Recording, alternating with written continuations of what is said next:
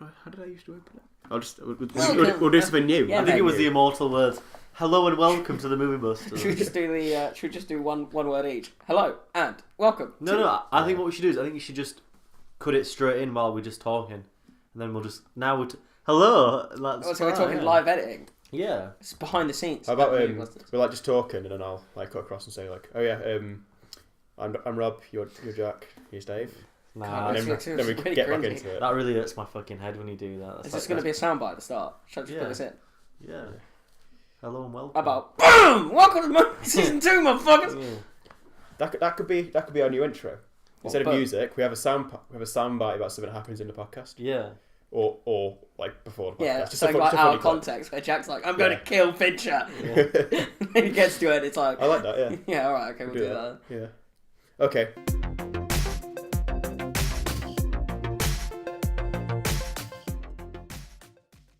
Hello and welcome to the Moviebusters podcast. This is the first episode of the new season. We call it a season. Or is season it two. We call it season two. 2. I think we should do a very Americanized version of it. Yeah. I don't like calling it seasons.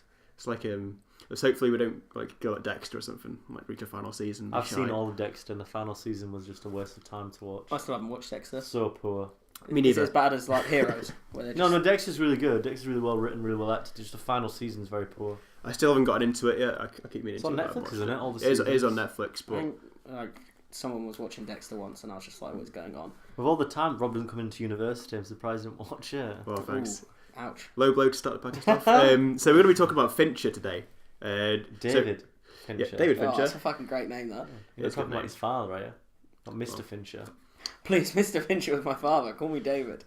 And I think this season we wanted to kind of talk about other stuff, didn't we? Wanted to, instead of just doing like necessarily focusing on one film, we wanted to like rebrand ourselves a bit and talk about just film. Like we don't want to just talk about. Well, Fincher's is a character in himself as well, with the sort of career he's had. Definitely. Yeah. I mean, we were. I remember this was about a year ago, but we were struggling to pick. I think it was between Chaplin, Fincher, and then we were like talking about Christian Bale.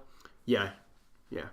Someone who's bigger than their work in a way. If that makes sense. Like definitely. I think it does make sense. But should we? I think, by the way, should we just go through and say what our names are? Because everyone knows who we are. People have seen it before.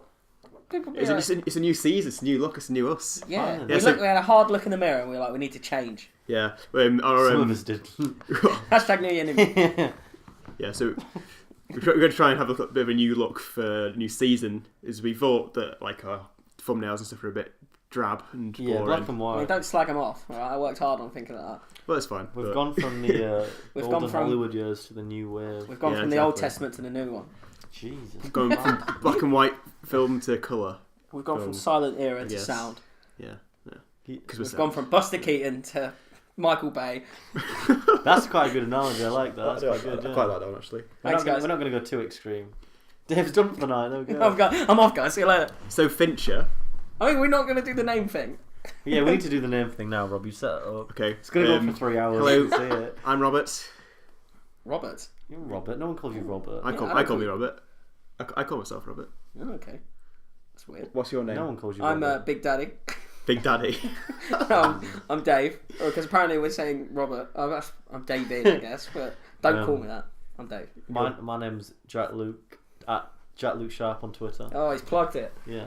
Follow because it's a serious case. At Demonet1. You already follow me because everyone who watches this or listens to this probably follows me. Apart from like Sunshine's parents, I guess. Calm down. My brother listens to Who this. is that? I do not know who you're talking about. Yeah, never mind. So Fincher, let's actually talk about Fincher because I had the debate with you earlier that he's never made a bad film, but do you agree with that? I agree to a certain extent because there's one thing I appreciate about David Fincher's work, that he's never sold out to a Hollywood format. Yeah. I mean, most of his films follow the same sort of. They're not blockbusters, but they are spectacles of a different sort of image. He's not going to... Fincher will never make something that Fincher doesn't want to make, which you've got to give him sort of credit for. In a system now, the only directors I can imagine who have done that are the Wachowskis. Or Lynch. Lynch is more independent though. He's kind of messed himself over a bit as well, anyway. Not messed himself over, but like Hollywood's betrayed him. I think he's very niche format, isn't he? He likes to give it to an audience. That audience isn't necessarily there anymore. which is a shame. I mean, have you seen Inland Empire?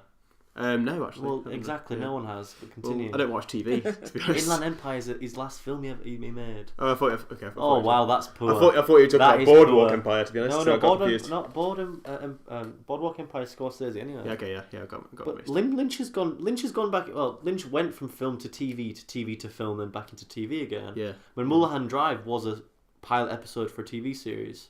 Well, Fincher's done a bit of TV though as well. Well, Fincher's House of Cards, which we probably won't go into a lot. I haven't seen much of it. I haven't actually 2 or 3 watched episodes. I've seen all of House of Cards. I've not seen the British, but I've seen the American one. But he only Is there did a British version as well? Yeah, it was based on the British one. Oh, is it? Is it like? Was it the Man? It's only about 8 episodes, isn't it? The film of Man of Uncle. It was based off a British TV show. Yeah, like that. Yeah. Okay. The Americans come in and swoop into it. To be given credit, The Man from Uncle on an unrelated note is actually quite a good film. I would go out. I like Richie, but that's a good film. But going back to Fincher, so what would you say? I think Fincher stuck to his guns a lot. I mean, Fincher was actually given, I think it was post 2004, was given the opportunity to direct Batman Begins, and refused. Which does give me that sort of I don't mind that, because what we got a staple of a new generation of one of the best book trilogies of all time as well. But I do think that Fincher's, no, you can't doubt that. I think it is the best trilogy of. It's the best superhero. Yeah, comic book trilogy. Yeah, I'll give you that. Definitely. But yeah, so I do think that if Fincher's Batman Begins would have been a sight, would it have been something amazing? I would have liked to see it, but then at the same time, would have liked to see it and then never got to see The Dark Knight. I think he probably would have done Batman Year One as well, or probably would have adapted The Killing Joke. Yeah. But I mean, again, the Wachowskis were given the opportunity to do Batman Begins and turn it down, which I do really hate. But then I got the Matrix I'm glad trilogy. they did, because I don't like Wachowskis. But it's Wachowskis, not Wachowskis. If you're not going to insult them, Wachowskis. If you're going to insult them, give them both credit. I'm not insulting them. I'm just saying I don't like them. The Wachowskis are one of the greatest filmmakers of this generation. Oh. They have literally stepped the boat on every single film they've done. Cloud Atlas, Jupiter Ascending. Jupiter Ascending's not very good. I'll give you that. Yeah. On that note, by the way, I was reading a Huffington Post article. Yeah. This ties in, saying that David Fincher is the best director of our time. I think of our generation. I think if you talk to anybody, I think anyone on the film course is going to say of their favourite directors, Fincher will be it, because he's made films in our lifetime. So so 96. That's where we're all born. I was 95. Well, that says for itself, but. So let's go from 95 then. Let's go from 95. Yeah. From that year to this year, who's been the director, the standout? I've got 2. From 95. From late 90s, from when I sort of found film until this point. This is their peak. Personal opinion or okay, well, yeah, you can add. You can't obviously say, if someone comes up with David Lynch, you can't really say that because he's made 3 films or even less. But there's probably even Scorsese. I don't think has been on board the top tier. Scorsese was before 95, wasn't he? Yeah, I mean, who's been in this generation who's been decent? I've got 2. I'd say Fincher or Nolan. I was going to say Fincher and Nolan. That's the only 2 I can imagine who've made stellar films. Yeah. I'm trying to think of someone else actually. It's quite difficult. I don't think there is many. You think of one director who's made a succession of decent films? How are we defining decent though? Personal opinion or box office? Not box office. I would say personal opinion is a huge majority of it.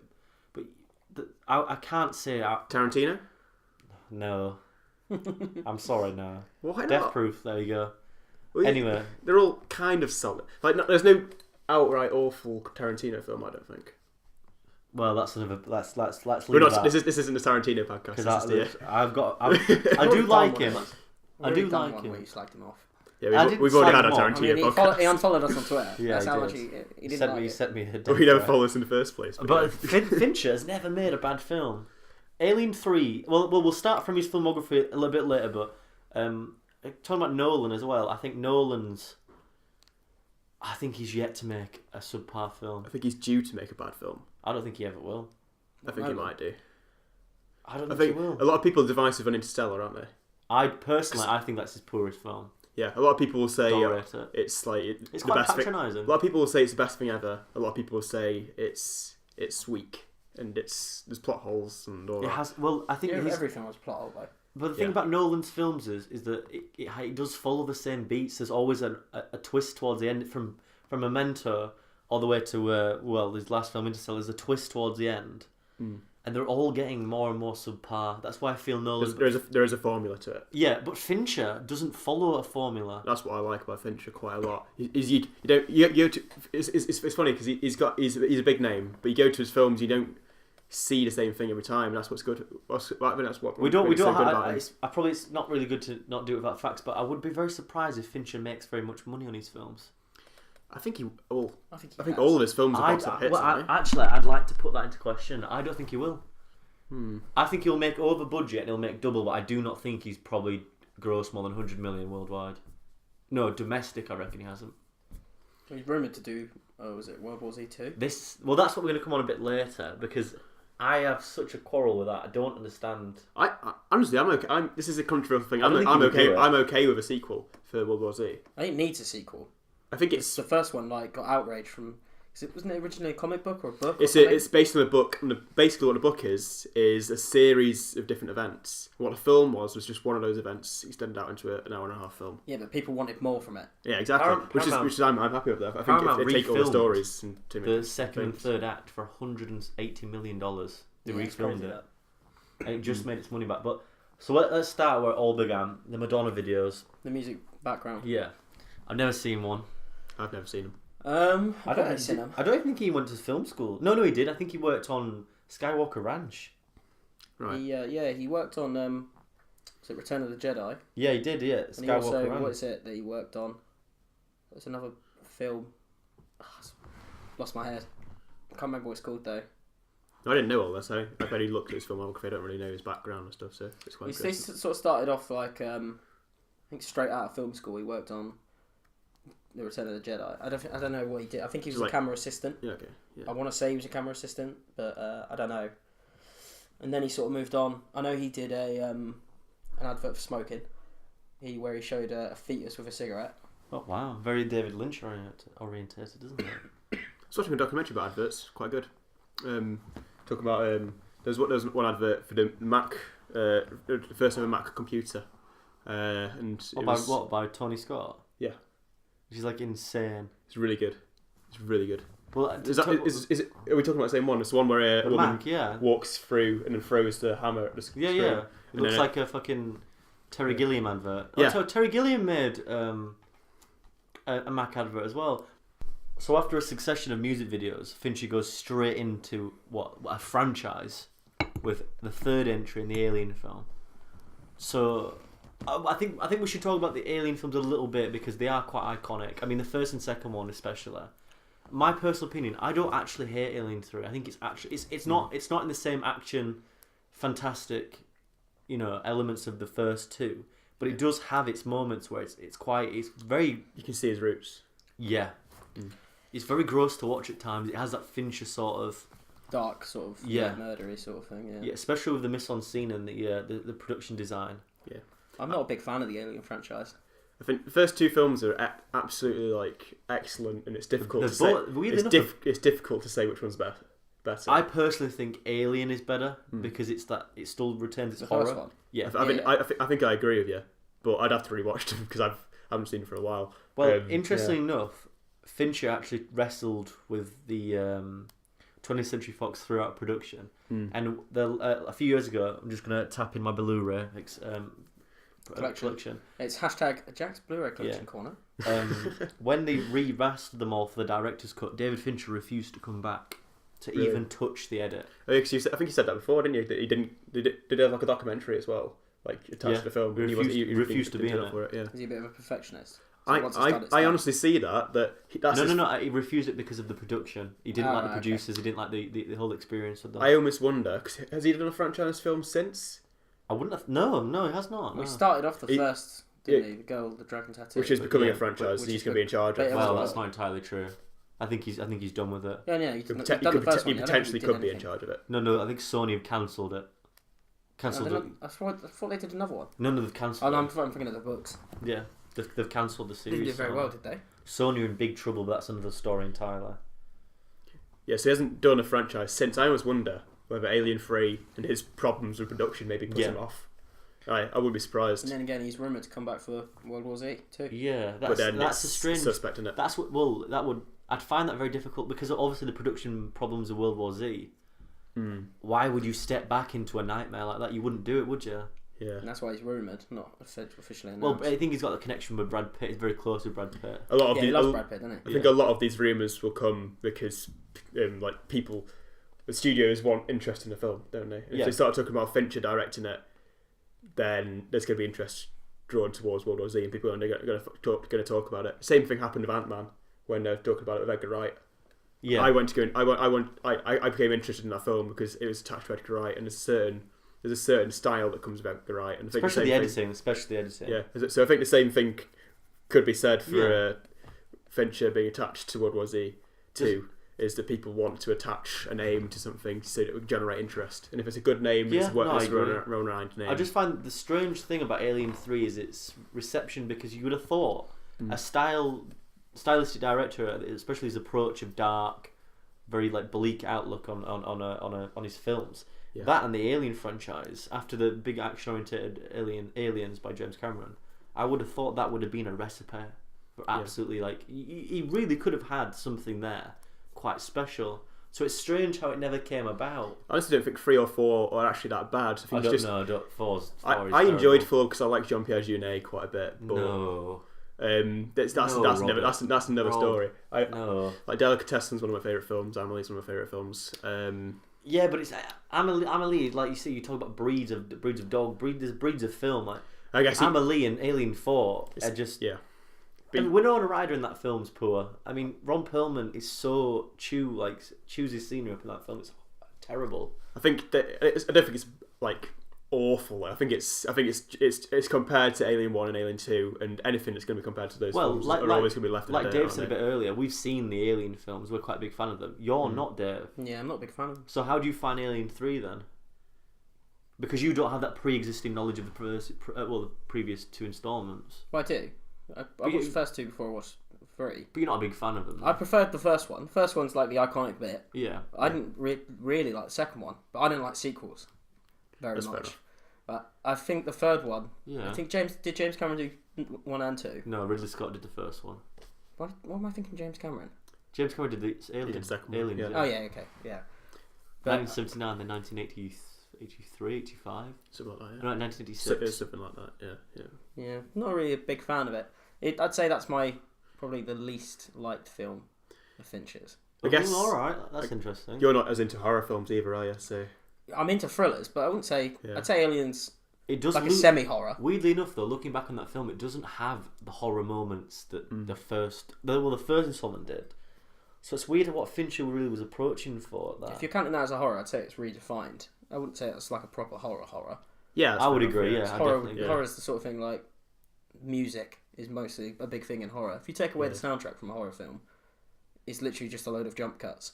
Yeah, I agree. Yeah, Halloween especially. Well, Texas Chainsaw Man going on and on. So after the disastrous reception of Alien 3, he moves on to probably this is ballsy, but I think this is his greatest film of his filmography. He's 7. Well, we haven't talked about this, didn't we? Yeah. In Berlin, when we talked about David Fincher, we were saying that you're either a Fight Club man or you're a 7 man. I'm a 7 man. I'm a 7 man. I think I'd be a 7 man, but I haven't seen Fight Club for a long time, so I need to rewatch it. But I'm not even completely sure if 7's my favourite of his yet, or like I really like Gone Girl. I really like Zodiac. Well, we'll come on to that a little bit later, but for him to go from such a disastrous sort of opening to come out with that film and to have he does have a great cast in that as well. Brilliant cast, yeah. And obviously it's difficult not to spoil that film, but I'm not going to spoil the ending so everyone knows the ending. But what's in the box? The best use of that film is not Kevin Spacey, who plays the villain, is not on any build credits. He wasn't billed in 1997. So when people went into the cinema, no one on the call sheets knew he was going to be in that film. That's a pretty good thing. That is genius. I feel like Kevin Spacey always plays good bad guys. He's got that sort of look about him. Well, I'll give you one, Lex Luthor, but we'll carry on. Lex Luthor. House of Cards. He's basically a villain in House of Cards. Oh, that's that kind of... He's very anti-hero. Don't spoil it. I think it's. Oh no, he won't. It's not spoiling House of Cards at all that he's a villain. I don't care about them. I care about me. First episode in like the first 10 minutes, he kills a dog. Like. No. Yeah, it's that's directed by Fincher as well, and how that opens in that style. Yeah. Is so dark. But Seven's genius. Does anyone know which city Seven's set in? Isn't it Detroit? I was going to say Chicago just because it's not set in any city. It's not set in that city. It's not said. It's basically a disgusting place. Well, it's a visual. It's a visual metaphor for hell, isn't it? Well, that's what it's about. It's Chicago is a beautiful city. I was talking about Detroit. Detroit's a shithole. Yeah. I said Chicago. America gave up on Detroit. A lot of riots in Detroit, so if anyone's out there, there's rioting at the moment, I do apologise. Oh yeah, sorry. Because that might not have been politically correct, but Detroit is a big city of work which doesn't have it anymore, but that's a completely different story. I think that's interesting though, that it's an embodiment of hell. Yeah. I like that kind of thing. It's supposed to be 7 deadly sins, isn't it? The seventh deadly sin. I actually read something earlier. Again, I'm doing a lot of reading. I think it was an article about Seven. Someone said that it was Morgan Freeman's best ever performance. I just wanted to get your I'd struggle to disagree with it. I'd struggle to disagree with it. 3 other Morgan Freeman films where he left and you were like, yeah. I don't often think of Morgan Freeman as I think of him as a big name, but not necessarily a amazing actor. Seven. You're talking about 3 good performances from Morgan Freeman. All right, Driving Miss Daisy. Is it top 7 though? Shawshank. Lego Movie. No, he's good in that though. Yeah. Bruce Almighty. Lego Movie is a very underrated film. Personally, I would say that he's. Oh my god, this is tough. The famous duplex of Evan Almighty and Bruce Almighty. Oh my, Evan Almighty is an abomination to cinema. That is actually a disgrace. That film. I haven't actually seen Bruce Almighty. If that film made money, I'd demand a refund for everyone who. Pretty sure it did. That's a disgrace. Like John Goodman's at the end for like a really weird cameo, and he makes the same cameo in the campaign. I think I'm right. You probably are. Yeah, I think I'm right. I saw the campaign at the cinema. I think I did as well. Yeah, I paid for it. I haven't seen it. Oh my god! I think I gave it 1 star when I saw it. I think I gave it 1 star when I reviewed it on Letterboxd. But yeah, I can only thank you. Jack looked sharp on Letterboxd. Yeah, Jack looked sharp on Letterboxd as well. I'm struggling now to Driving Mr. I'd say Invictus, where he plays Nelson Mandela. Nelson Mandela. Yeah. You got anything else to say about Nelson Mandela? No. Well, okay, moving on. Yeah, moving on. Well. Yeah, I think that. The thing is, Morgan Freeman's quite subdued in that film as well. He didn't show great emotion. He doesn't do anything like into a great extent. He's just a very physical presence. Yeah. He's what definitely. Patrick Stewart should have been in a sort of way in Green Room. If you've seen Green Room, I advise you to watch it. We watched Green Room the other day, and it was vile, but it was really good. Yeah. There was a lot of incredibly intense. It was regretful. That's what it was. Yeah. And honestly, I can see this comparison here. That I think Morgan Freeman is often cast, and this is very true. He is cast as Mr. Exposition. He's Mr. Exposition. He's also cast as famous guy in this film, and he'll take on any role. Yeah. Yeah. You're calling him a bit of a pardon my French, a movie slut. Yeah, but I think he's actually a really good term. I like that. He's admitted it himself though, like an interview for is it London? What's the most recent one like of that kind of London's thing? London's Fallen. Both of them are terrible. There's an interview of him, and they're saying, so what encouraged you to take on this role? And it's like money. Yeah, that's a really good interview. Money. It's true though. It is for a lot of people. But I can't blame him. Like I think that's a big reason why I respect Adam Sandler is because he's going out. We'll just stop you here, right? This is going to go down a route that we're just going to fall out with because you don't like him and I do. I don't like Adam Sandler. I really like him. Don't get me wrong, I like the guy. You don't like him. You respect him and I love him. I respect him because he's going out with his mates basically on holidays and making films. Yeah, that's fair enough. He makes money, so why not do it? Like. I like the concept of Adam Sandler, but it's just when I sit down and watch one of his films and he's there like getting kicked in the nuts, or he's playing like Jack and Jill, where he plays both. Jack and Jill's an abomination. I watched Jack and Jill with... I watched it with my dad and he was laughing in it. The product placement in that film was the worst. Some of the no, worst I'm sorry. Placement. If Jack and Jill goes on for about an hour or about 90 minutes, just the 85 minutes you have to wait for just the Al Pacino scene where it says, burn this. Nobody can see this. That's worth it alone. Just to see that moment at the end. I just don't get why Al Pacino's in it. The way the whole money, a bit of a movie slot as well. Yeah. Jack and Jill when they hold like the drinks and stuff, they always hold it so they've got like the holding it like on the corner like that. So you can just see the entire like Pepsi can. Like he is really bad. It's so awful. Even in Happy Gilmore, the subway. Like, he's wearing the t-shirt as well. I think that's the way to do it though. In that one is that they make a gag out of it, out of the product placement. Yeah, I do like that. I guess he buys Nan's house back. I guess. Yeah. How did we get onto this? I don't know. Sorry, I made some comparison about Adam Sandler and Morgan Freeman and about making money, and it doesn't matter because we're going to move back onto Fincher. No, one second, before we move on, who would you rather narrate your film, Adam Sandler or Morgan Freeman? Morgan Freeman. You just imagine an Adam Sandler. Depends what voice he's doing. Like, I don't know. Oi! But going back to Morgan Freeman in Fincher's film, it is a strange performance because he's so highly rated, but he doesn't actually do much in it. He's like, I think there's a couple of scenes where it's mainly Brad Pitt, who gets stuck into sort of the physical interactions with other Kevin Spacey and stuff. What's in the box? Yeah. But I think that scene at the end, I know that it's one of the best scenes. It's in a lot of pulp. It's a very iconic scene, isn't it? Good emotional depth in that film between both of them characters. You know, it's a good movie reference when The Simpsons cover it. Yeah, I'm pretty sure they've done it. Yeah. Well, I think everyone's done it. I watched a big Simpsons movie reference the other day, and they cover quite a lot of films. They do. They've been around though, since '91. Yeah, it's not funny anymore. No, they've been around since '89, haven't they? Yeah. 89. I think it was the '80s. Yeah. I mean, Seven. It's a strange film because it's not going to get picked up for any awards. It just isn't because of its subject matter. It's dark, it's gloomy, but it's beautifully shot and it's beautifully written as well. Not beautifully written in the sense of like, it's very well. It's aesthetically pleasing when you read that script. But it is a strong script, a really strong, well done script. And to come off Alien 3 and to go into that to show people what you can do. It's like his big break, isn't it? Well, yeah, I think everybody gets one.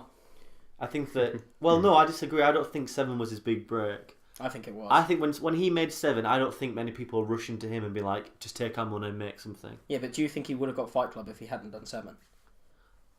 I agree with that. No, I agree. He wouldn't have got Fight Club, but I think the reason you're saying that 7 isn't his breakout film is because you think Fight Club is. Well, this is weak. I think 7's a better film. 7's a better film, but I think Fight Club opened the doors for a lot more because it's a lot more in a way commercial than 7 is. Yeah, I'd say yeah. But it's weird because both of them films are controversial in the fact that the subject matter. But if you had to screen them 2 films to just someone who wasn't too interested in film, I'd struggle. They'd prefer Fight Club. No, I don't think they would do. I think they would. If you're talking about someone like, let's say, I sat down with my mate and was like, he didn't know much about film. I said, we're just going to watch these 2 Brad Pitt films. I think he'd prefer Fight Club. Or she. I don't know. I really don't know about that. It's very dependent on the personal, like the personality of the person, though. Like. No, yeah, but both of them films they are very dark films to watch. It is just a turn of the coin of them too. I'd say 7 would be that one for like a general audience because it's Fight Club is one where you have to watch it twice, or not have to watch it twice, but watching it twice, you get a better understanding of it. I think 7 is just like a standard. Not standard, but it's you can watch it and everything's there, and it's just good storytelling, good character, good character dynamic. The thing about them 2 films as well is that there's one. David Fincher is very famous for a quote about he likes films that shock you. There's a reason why one of his favourite films is Jaws because you don't want to go in the water afterwards. Yeah. When you see them 2 films, especially 7, but especially Fight Club, they make me feel a little bit gritty and dirty inside. Or like you don't want to shop at IKEA. That, and I don't want to drink Starbucks, which is another product placement. You slating my friend Adam Sandler, but you don't talk about the Starbucks. But he actually, he talks about product placement in that, saying that everyone capitalism and stuff like that. Well, Adam Sandler doesn't do that. Adam Sandler's like, I'm drinking Pepsi. That great taste. And then he talks to Jill, his identical twin. Jill, it's like. But no, I think, like I said, I think that both of them films, if I screen them they're very different, but they're very similar in tone. Yeah. I'd say like Fight Club has a little bit more saying about it, where light-heartedness, like the editing. Like Rob said though, there's something about Fight Club where you're going to watch it twice as rewatchability. Oh yeah, definitely. 7 from the start till 7 at the end is difficult to watch no matter what. I'd say when you walk out of 7, you sort of walk out and you feel like frightened and stuff. But when you walk out of Fight Club, you ask questions. Yeah. I see your point now. I think Fight Club does intrigue you more. Yeah, it's a more intriguing film. 7 is a really fucking good film. Like, it's a good film, yeah. I'd say because I prefer 7, but I think you don't come out of it being intrigued about watching it again necessarily. You don't go home and Google. What's in the box? You go home and Google like who's Tyler Durden. Yeah. Well, all in his head. After 7. Comes The Game, which I haven't seen. Which is a very. I like The Game. this is another controversial one as well, because not many Fincher fans even accept this as a decent film. I like it's sort of like. So The Game is. Are we thinking of the same thing? The Game is Michael Douglas, yeah, and then Sean Penn. Yeah, it's Wall Street, basically. It's about. Are we thinking of the same thing? No, that's Charlie Sheen. That's no, it's not called Wall Street. Isn't it about? The Game is where he goes to sign up for a sort of a cult. Oh. And then there's a big twist at the end, which I won't spoil because Robbie's hasn't seen it, where someone's been playing a game. I'm thinking of a different film. It's a very hard film to get a hold of online. Well, the thing is, excuse me? As in, like, buying. Yes. Purchasing a proper legal copy of it. Yeah, it's definitely that everyone here does. Yeah. The thing is about The Game is it comes between Seven and Fight Club, two hugely successful, critically acclaimed films. The Game has that problem where it has to suit the Seven fans, but then has to be something more. And the Game is probably closer than Seven than it is to Fight Club as well, in style, in cinematography, and in plot. It's very close to Seven. So what you're saying is sort of like it starts off down here, and podcast. Well, it sort of starts down here, then it goes up to Seven, and then down. I think it does. It definitely goes down. Yeah, because then it definitely spikes up. I don't know. If it would have been a very strange circumstance if he would have done The Game after Fight Club, because I think that The Game would have been even worse. Given a I think it would have gone. Yeah, because everyone would have gone in poor thinking, reception. Sorry, this is going to be like Fight Club. Or this is going to be like Seven. He has that problem, but the thing about Seven and The Game is that The Game is just very poor on anticlimactic. The ending's very poor because it's just. It's not. It's The Sixth Sense isn't a poor twist to watch because he's dead all the time, but it's the interaction throughout the film that feels. Come on, everyone knows that spoiler. Yeah, even people who haven't seen it. Everyone knows that spoiler. Sunshine knows it, and she hadn't even seen it. Who? Yeah, who? No, but like the thing about the Game is that it, like Sixth Sense, that twist you can still watch it throughout and think, oh, that's actually really because he was on the table with his wife and they touch but they don't. And he's like, she walks away when he's not speaking. But The Game, when you look back, you just think, well, hang on a second. It sort of just like unfolds in a way that it's not positive towards the actual end product of the film. Who do you think does twist better? M. Night Shyamalan and Ding Dong, or Fincher, absolutely. Fincher, but Shyamalan. Unbreakable is the twist on that is heartbreaking. The Sixth Sense is so powerful. But I still like The Village. I do. I think it's it's very good. But the thing about The Village is. Twist is that you think it's going to be something a lot different than it actually is. It's a lot more easier than you think it's going to be. I feel like after The Sixth Sense, though, every time you go and watch an M. Night film, you just automatically think, what's the twitch? What's the twist here? Yeah. Many people did that with After Earth, though. Many people went into that Will Smith film and thought there was going to be a twist. The only twist about that film is it's shit. I bought that on Blu-ray. Is that one with Jaden Smith in it? Yeah, it's terrible. Yeah. It looks gorgeous, though, at times. Seen it. It's shit. I think M. Night Shyamalan's one of those few directors who's slowly deteriorated as a filmmaker as he's gone throughout his career. I think that's because of the studio. I think that's because of the studio rather than him himself. I almost wonder as well whether the expectation of the twist attached to his name almost fucked with his storytelling. Because people go in there expecting that and they don't get it, or they do get it, but he's rushed it. The problem with that director, like M. Night Shyamalan, is that he's got a new film coming out called Split, which is with James McAvoy, where he portrays 27 or something different mental personalities. That just sounds interesting. Yeah, I'm interested in that. But the thing is, after Earth and after The Lady in the Water, Last Airbender, Airbender. One of the worst films I've ever seen. Airbender. One of the worst films I've ever seen. I just think that I have yet to see The Visit. I'll probably watch that at my Halloween. I've been told The Visit's not bad, actually. He did 3 different edits of that: a comedy, a horror, and a thriller. Really? Yeah. I've seen a trailer and I've seen the comedy version. The comedy version would be really good, actually. Yeah. But the thing about M. Night Shyamalan is that I think time's gone now for him. I think his name's too tarnished. Yeah, I think that he needs to. He was going to rework a film with Bruce Willis, and they're going to make an Unbreakable sequel. Ooh. I think that needs not to happen. I'd like that, but at the same time, I think I wouldn't like it. I think you'd like it on paper. Yeah, it sounds good, but I don't think you can ever bring justice to that film. Unbreakable, we'll probably screen that for the Film Society, Film Society, which we all run. I'm president of. But anyway, are you? Yeah, I am. Oh, okay. Should we talk about that? Actually, just a brief thing. And I know it's weird that we would talk about it, but it's just a thing that's happening in our lives about film. Like, So for people who don't know about us, we all attend the same university, which is Falmouth University, and film school. And we've this year decided to run the Film Society. Dropping names. Yeah. Well, I did. I put everyone down. Yeah, you kind of forced us into it, really, didn't you? I just got a letter through the post saying I had to appear in court. No, you actually had the worst thing because someone dropped out who shall not be named. Who? Sunshine. But we got Dave in for I think Dave does the money, so if the IRS are listening, it's Dave. So every Friday we screen a film in a cinema that we get access to. And we can really good cinema we get access to, a small cinema. And we screen we generally can screen what we want, but we do a poll. Yeah.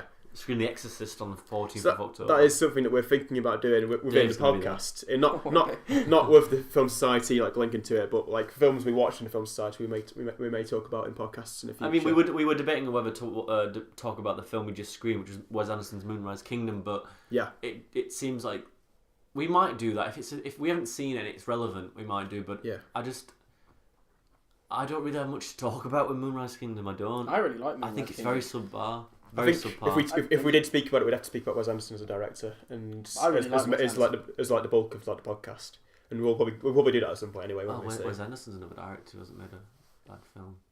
That's a good I was going to say that earlier. Yeah, they're my three then. We'll bring it back to the story. I think that's he's a good generation actually for this generation. I even like Bottle Rocket. Yeah, loves the colour yellow. He does. Yeah, he does. He's got a problem. What colour should this sofa be? Yellow. Well, so after the game, which I would watch it, but don't. It's like it's going to be an Alien 3. It's going to be like okay, but it's nothing. When his obituary comes, David Fincher, the game won't be on it. Let's just say it like that. It's one of those films you can watch. This is me asking rather than saying because I haven't seen it. Obviously, I imagine it's one of those films you can watch on like Saturday night and just be like, oh yeah, okay. But like not actually be like I'm blown away by it. So it's more of a Sunday night film. No, I wouldn't say it's a Sunday because it's got a bit more of a an oomph to it. It's quite dark. We'll have different weekdays. Yeah. I think it's actually a Wednesday kind of film. I was going to say Wednesday, but now we've talked about it like 9 times, so we need to discuss it. So after the game comes Fight Club. Right. I haven't seen it for a long time. Probably is. We can't talk about it. Yeah. So we'll move on. We can't talk about Fight Club, so... That's rule 1. What's rule 2 again? Don't talk about Fight Club. Oh shit. Do not talk about Fight Club. Rule 2 is... You know what? I'm going to watch Fight Club. We should screen that for Film Society. We should. So many good people. Absolutely. We're going to do it at the 20th. I think we've spoken about Fight Club quite a lot though already. I think we've already spoken about... Well, I just want to talk a little bit about it because I think Edward Norton's really good in that film. I love Edward Norton. I think Edward Norton's brilliant. Do you know everyone in college used to look like him? No, I don't get it. I don't see it. It's the nose. I don't see Watch, it it's the nose. It is the nose. No. Get a Google picture of him, it's the nose. No. I was about to say... Stop saying no aggressively. I was about to say his personality reminds me a bit of it. Like, what, in American History X, we're trying to get at? No, not that one. I meant he was a actual person, but yeah, okay. I'm a math teacher. What? Moonrise Kingdom. Yeah, Hello? I get it. Anyone? Yeah. But the thing about Fight Club, Helena Bonham Carter's really good in it as well. It's got a really strong cast, but that film is so dark. Oh yeah.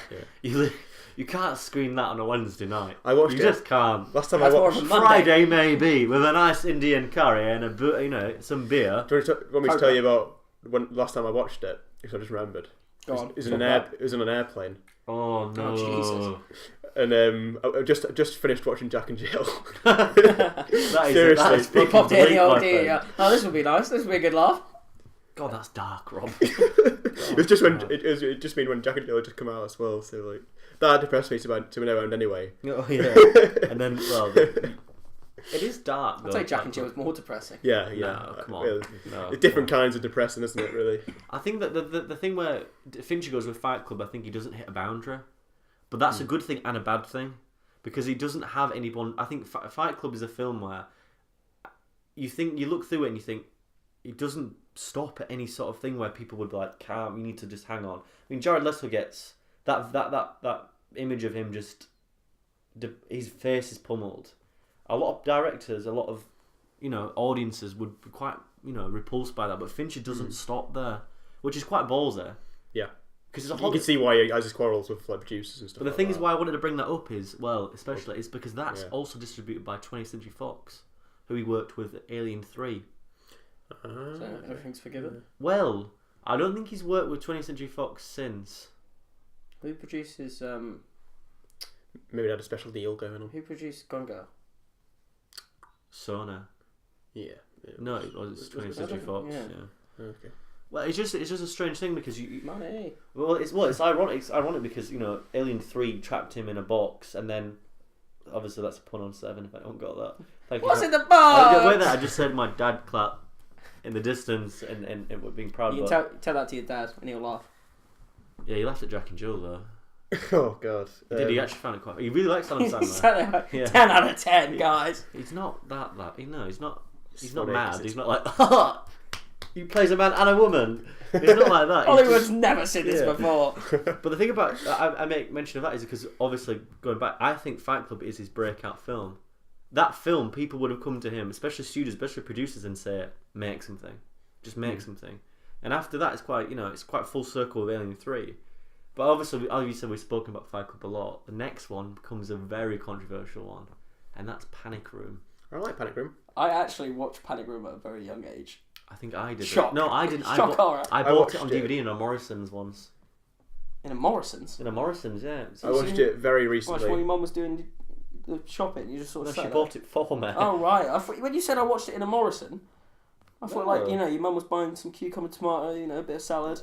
You were just sat there in the TV section watching it. Oh. Well, the thing about backstory with Panic Room is that it wasn't actually meant to star Jodie Foster.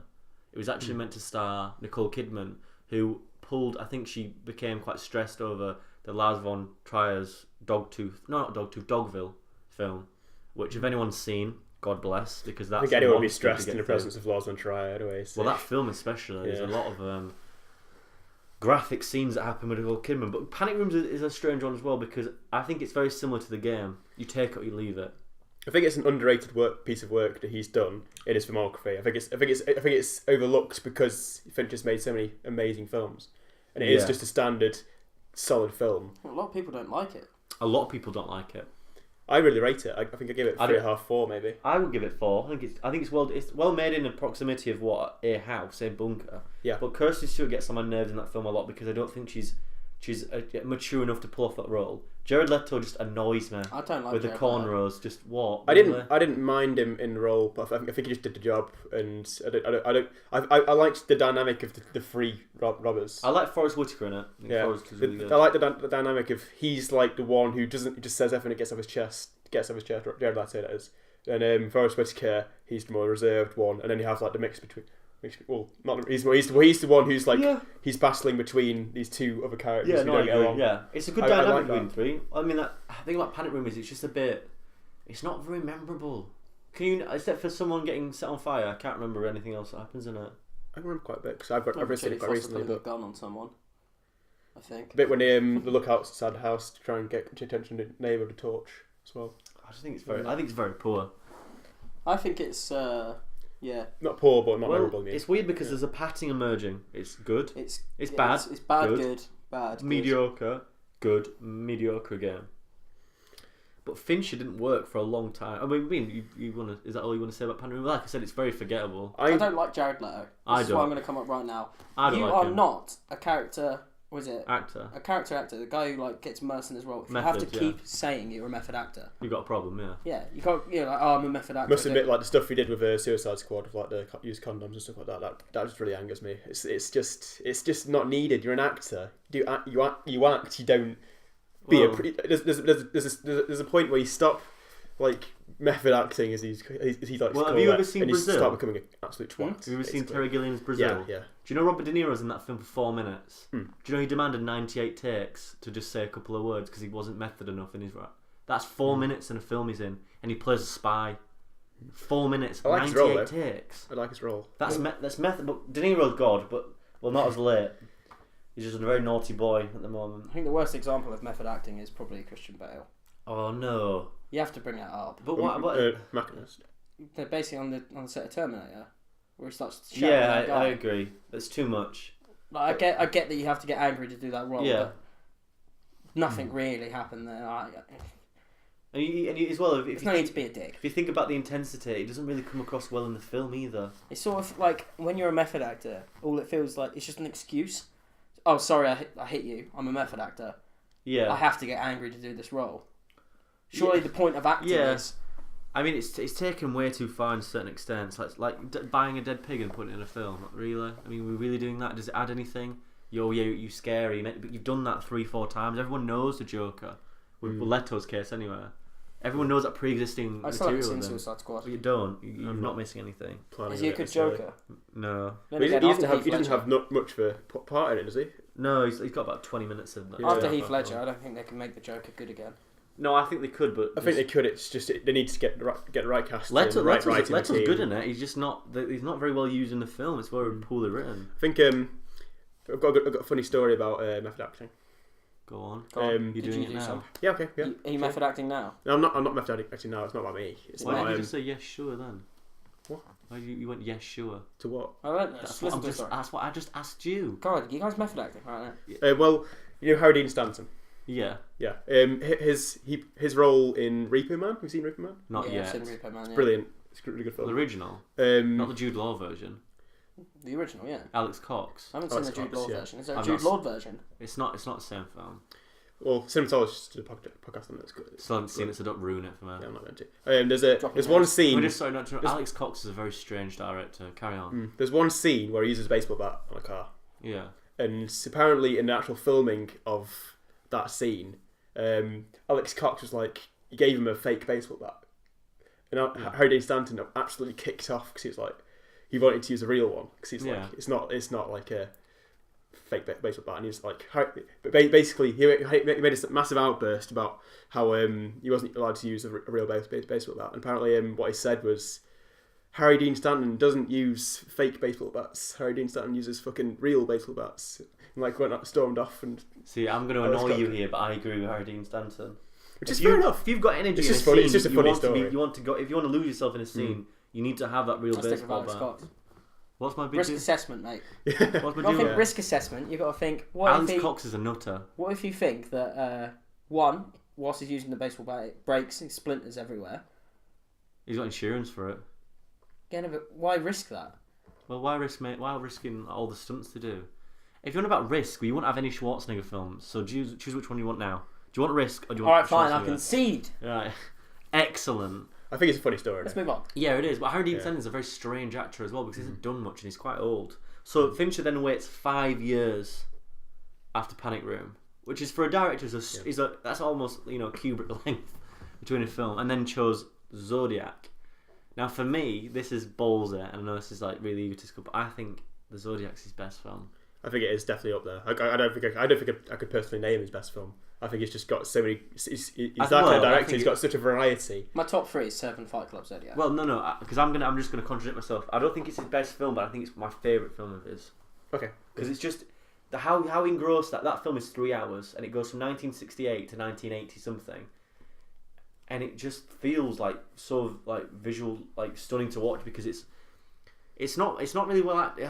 It's well like Matt Ruffalo's really good in it, Jake Gyllenhaal's really good in it, and Robert Downey Jr. is really good in it before he became the Iron Man. It was probably his saving grace of the film. Who's the guy who plays the guy who's like the most big suspect? Oh, John Carroll Lynch. Yeah, he's good in it. He's in a lot of weird. He's in Fargo. He's in Invitation as well. Is there? I've not seen that yet on Netflix. He plays a similar role. But what I mean about the Zodiac is that it's strange because everyone thought it's going to be another 7. It's going to be another 7. But for me, Zodiac's darker than that because it's real. Yeah, that's what I love about it. Real, man. But Fincher approaches that direction with elements of 7, elements of The Game, elements of Fight Club, little small elements of Fight Club, especially with how incoherent it is, and a few instances of how it's shot in Panic Room. It all comes together in the Zodiac. It's like he's been learning the whole process. He's been absorbing. But the Zodiac didn't get the credit it truly deserved. Yeah, a lot of people don't like Zodiac. A lot of people don't like Zodiac. I mean, what about you two? I love it. I like Zodiac. Like I said, it's in my top 3. I wouldn't put it in my top 3. I think it's very close behind what my third is. I'd probably put 4th. I'd probably put Gone Girl as a 3rd. Oh so no, I love Gone Girl. That's why I disagree with you. But for me, the Zodiac is probably like where it all comes together, and it's always gonna draw comparisons with 7. But for me, I think they're both different beasts. One's imagination of a horror or a serial killer, and one is a true I think definitely like, even in the environments, like the real environments, like is the first murder? It's like in a daytime, which is quite odd. When they're like having a picnic. No, that's like the second one. Is that the second that's one? not even that's because I haven't seen it for a while. So. It's very in depth and it's quite difficult to watch at times because it's like it goes on and on and on. But the problem I can only see with the Zodiac is that it's very anticlimactic at the end because no one was actually caught for it. That's where I think the problems arise with the film. But I personally think that's a good thing. Yeah, I like those kind of things. It's a real story. Yeah. Think about this. But as a film, that structure doesn't work though because you want to have a conclusive ending. As a structure of a film, it doesn't always have to be. No, it doesn't. This is why I'm a big fan of kitchen sink films and Italian neorealism. Yeah, because they don't have happy endings. I think that's why it's scarier that way because that's good. Yeah. It's scarier that way because you look at it and you think, oh shit, Zodiac Killer's still out there. Mm-hmm. And there's that kind of like because it's a real story. It's a real fear. Yeah, no, I agree. Well, not obviously it's like him. I'm not scared of Zodiac Killer's going to come to England and he might do. Come down Cornwall, come down Falmouth. And mate, you've given him his location now. Anyway. He's listening to this. He's like, oh, Falmouth. But it is like an old man just sort of wheels up next to you. I just think it's one of them films where I can't really understand why people were put off by it.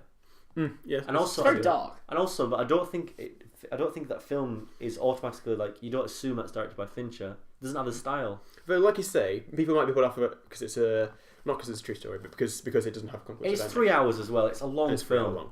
Yeah. Yeah, but it's not really. You could probably cut it, but only by about 10 minutes. It needs to be that long. Well, I think that the studio demanded that it would be 2 hours and 40 minutes. Because it's distributed by Paramount as well. To be fair, there's enough content that he's got that he can make it 3 hours, so it's fair enough. I reckon he probably could have made it 4. Yeah, I wouldn't have wanted. It's also based on a book as well. It's not based on. It's based on a book and the actual events, so it's quite biased to like who they think the killer was, who you should watch in the films portrayed by John. Well, they actually found out who the Zodiac Killer was. No, they didn't. No, because that's why there's like all the memes about Ted Cruz being Zodiac Killer, wasn't there? Because the next film is one I haven't actually seen, but I've got and I've had it for years. I think it's the worst. I think it's a Curious Case of Benjamin Button. I really don't. I think it's a concept. The only person who's seen it is Rob. I've seen it. Have you seen it? It's fucking awful. It's not. Is it? Well, I know. I'm not saying, but do you think it's that bad? I'd say it's not a film where you can sit down and watch. Like how I describe. I think I sat and watched it with my mum. Yeah. That face you've got now is my exact face I had when I was watching it. It was just pure confusing. But let me just say this then, because I haven't seen it. Let me say this. Is that because it's Fincher, or that's because it's film itself? The film itself. The film itself is just weird. It's just weird. You sit down and you could sit down and think that's not Fincher. That's the opinion he gave me. It doesn't look like Fincher. It seems like basically film's 10 years. We need to make 10 this. years old now. 10 years old. Almost 2009. Zodiac's 10 years old now. Yeah. Nearly 10 years old. It's 2016. Yeah, I know. I said the Zodiac's 10 years old. I thought you said. Which the Zodiac again doesn't feel 10 years old.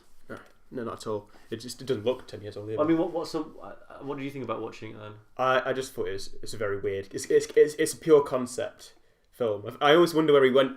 The reason why he went for it is because it's different to what he's done in the past. But then really there wasn't anything. It doesn't feel like a Fincher film. Yeah, I think that's strange because when you say it's because he went into that because he didn't do that before. But the films he made after that, he goes straight back into what he started making. So maybe he made that, and then the reception wasn't very good, and he thought, well, it's what it seems like. Basically, someone just gave him and said, "We need a studio film." But I wouldn't think Fincher would do that though. Maybe after the demanding schedule that Zodiac was, maybe he would then go. I think he's like, "I owe you one." But the film that's 2.5 hours. I guess the concept sells, though, isn't it? Did it? Was it a box office success? It's basically a love story. It's a love story. If you haven't seen it, it's about a guy who's born old. I mean, Rob is sighing here. Rob needs to get this energy out. It's the classic Hollywood formula. Sorry, it goes on for 2 hours and 50 minutes. Yeah, it's different. I'm going to say something that annoys me after Rob. Go on. It's the classical Hollywood formula of... It's also rated 7.8 out of 10. Mate, stop interrupting. I know, but it's rated 7.8 out of 10. You just said to me, I need to laugh some steam. No, Rob, you're interrupting me when I'm trying to laugh steam. I'm sorry, but that annoys me. 7.8 is ridiculous. It should not be that. IMDb is bullshit though, so don't worry about that. Yeah, fair enough. I've lost my track. F. Scott Fitzgerald wrote it. It's the classic Hollywood formula of just like love story mixed with weird like storyline twist where he starts off old and he gets younger, and when he reaches the peak of his life in the middle, everything is fine, and then things starts to fade away, and it's like, it's just 2 hours and 50 minutes of it. Budget is 150 million. Gross is 340 million. It's just I think it must have been like an IOU. Yeah, we let you make Zodiac, now make this. And he sort of read through it and was like, I don't know, if you're listening, Fincher, let me know at Dave Minute. Well, the next one is like... No, I'd like to finish this point. Sorry, continue, sorry. Something that really annoys me, and this is just an aesthetic thing, you know, like, it probably had nothing to do with it, but Curious Case Benjamin Button, he's born old and like, as a baby. Yeah. But then he dies as a baby as well, doesn't he? Yeah. No, don't ruin it. He just kind of fades away. Yeah, he fades away. But Yeah, what annoys me is that he doesn't. So he starts off as a baby, elderly person. Yeah. Surely he should die as a giant baby, because that's what happens. He gets younger eventually. Smaller, yeah. It's weird. Because otherwise he would have come out of the womb and he would have been like a massive old person, but he didn't. He comes out as a baby old person. Comes out like wearing glasses. And he's already in his rocking chair. He needs the telegraph. That's hurt my head just thinking about that. You need to watch it. We need to move on. Right. So a year after, he makes what I think is a final example of a biopic that doesn't need to be a strong biopic, and that is The Social Network. I think it's a great film. Yeah. I think it's nothing like he's made before. Great film. Brilliant. I really like it. I think that's my favourite now. Yeah, I was thinking about it. I forgot about it. I'd say it comes in strong form. Weird though, because you forget about it though, don't you? Yeah, you do forget. You forget about it all the time. That's what Fincher. That's what I love about Fincher, is that he's got so many good films that are so different to each other that you almost forget. You do forget what he's made. You forget what is like. Yeah, there's just so many good films that he's made. But The Social Network, I remember in about 2009 when I was in high school that film was getting damned because what's Fincher making a Social Network film for? Sorry, the Facebook network. Yeah, that was it. And when that came out, I could watch that film now, and I could watch it again straight afterwards. It's written beautifully by Aaron Sorkin. Yeah, it's shot beautifully. The soundtrack by Tisius Ross and Trezor Reznor, was it? Who was out of Nine Inch Nails. And Jesse Eisenberg plays a good character as well. And he's different, and he's very difficult to like. He's a good typecast character in that role. Yeah, and it's like he's a shit Lex Luthor, but. Well, he's not shit. He's that bad. Oh, he was. I watched the Ultimate Cut recently, and he's cringeworthy in that film to watch the extent where I had to fast forward. I think he is like a shit stick in a bucket of shit sticks. Like he just got the worst out of it, didn't he? Really? Yeah. Well, Lex Luthor's never been played by a good actor, apart from Gene Hackman, Kevin Spacey. Gene Hackman. Kevin Spacey's a good actor. Gene Hackman. Gene Hackman's a good actor. Good actor, not a very good Lex Luthor. Well, Kevin Spacey is a good actor, and I think his Lex Luthor's probably the best one since. But you just said Gene Hackman. Gene Hackman's probably the best. Was the best actor to do it. Kevin Spacey just. I just think he's a damned role. I think.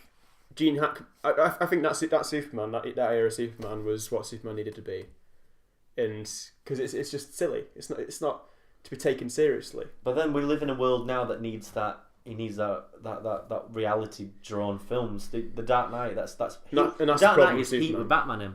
It has to be based in reality now. That's the problem with Superman though. You can't base it in reality. Well, he's a god, isn't it? It's so ridiculous. You can't emotionally invest in a character who can't be killed. He's a guy who goes around in like red pants and blue spandex. It's always gonna be ridiculous. Like no matter which way you look at it, unless he like, there's not a lot you can do with Superman to make it realistic and grounded in a good film. I don't think. That's why it's never been done. I think there's a lot of people who will be scared of it. Going to his performance in The Social Network, though, I think it is. I don't like Justin Timberlake as an actor. I just don't like it. I think he's quite good. But I think he's quite good in that film as well. Yeah. He's good in Inside Llewyn Davis as well. Not a very big role, but he's good. Yeah, he's good in that as well. Yeah, I'll give you that one. What about Andrew Garfield? I think he's a standout.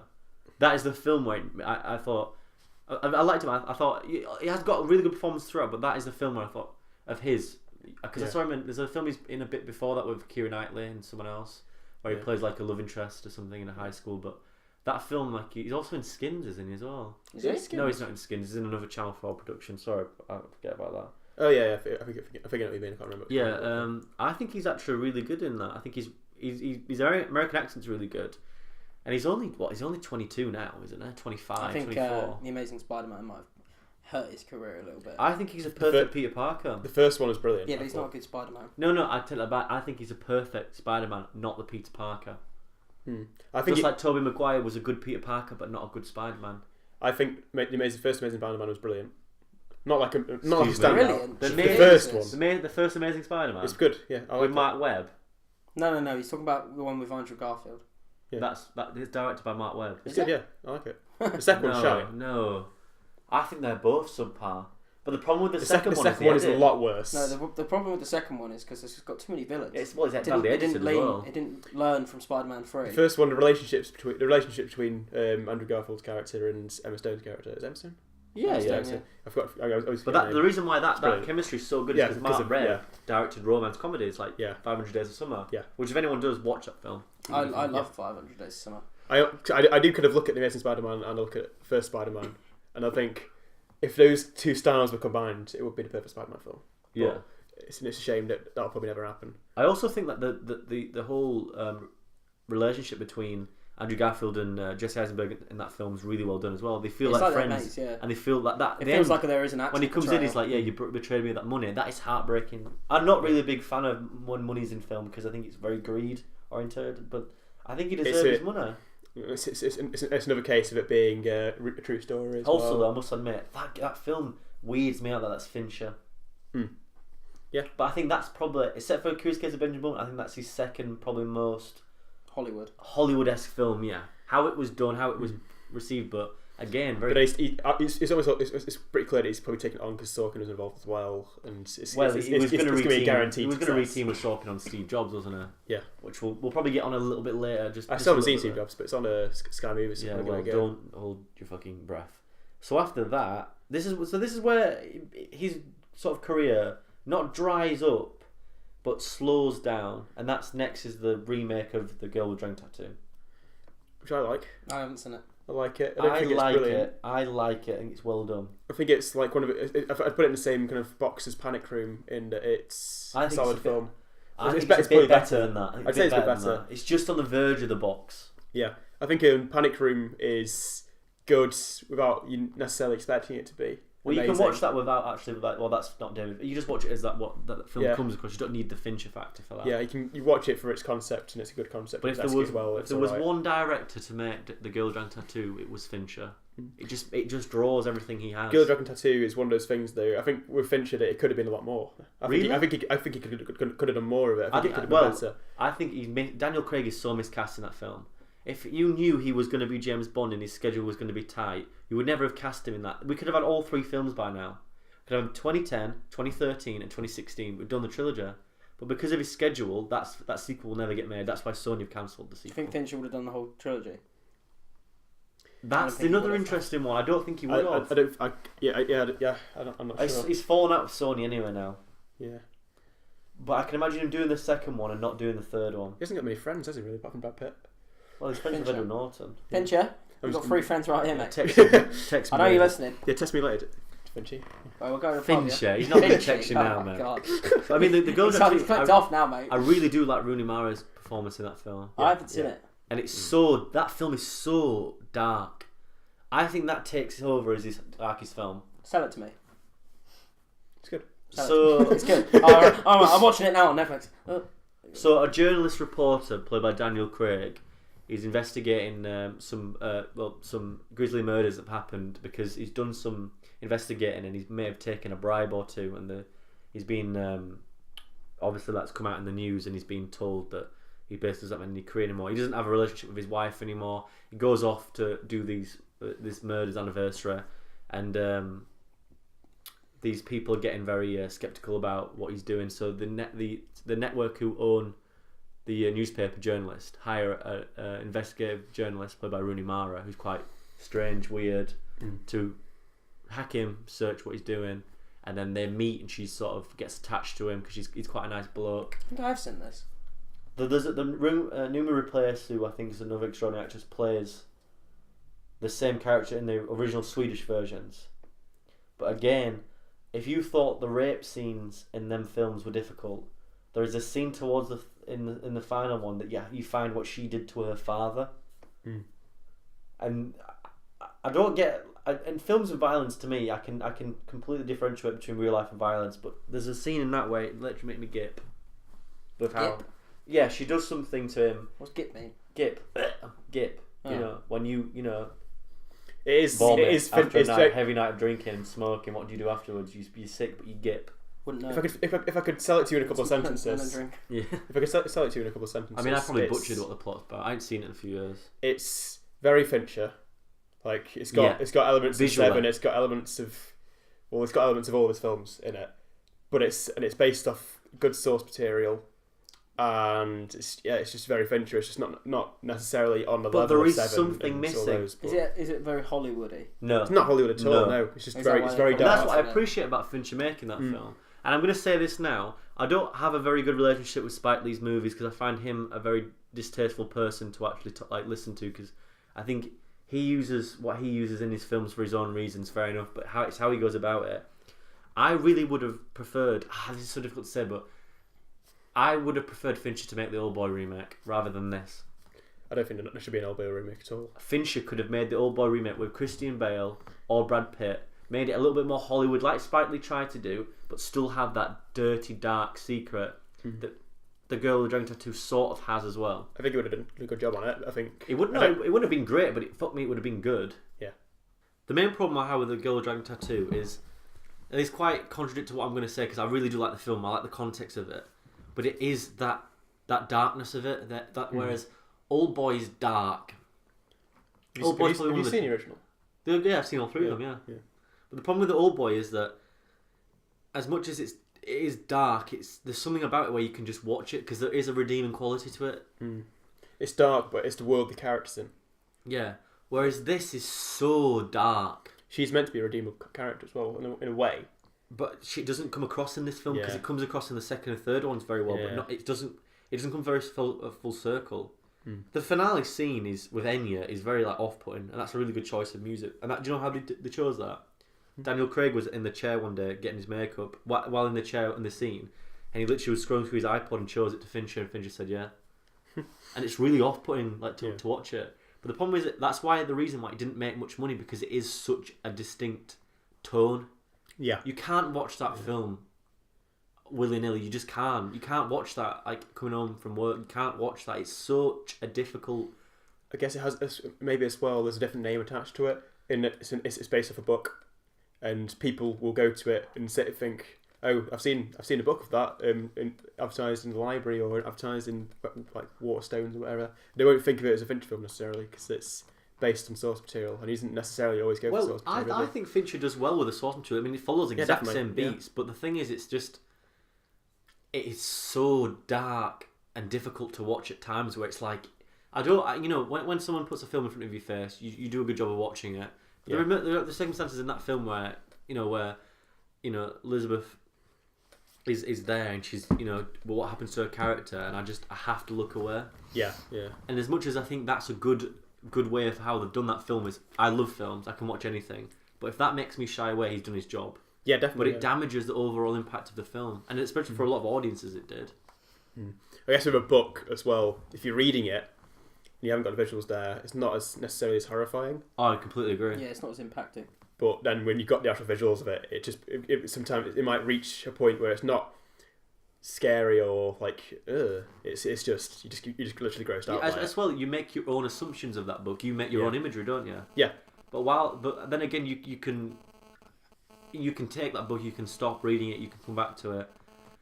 With that film, it's 2 hours long.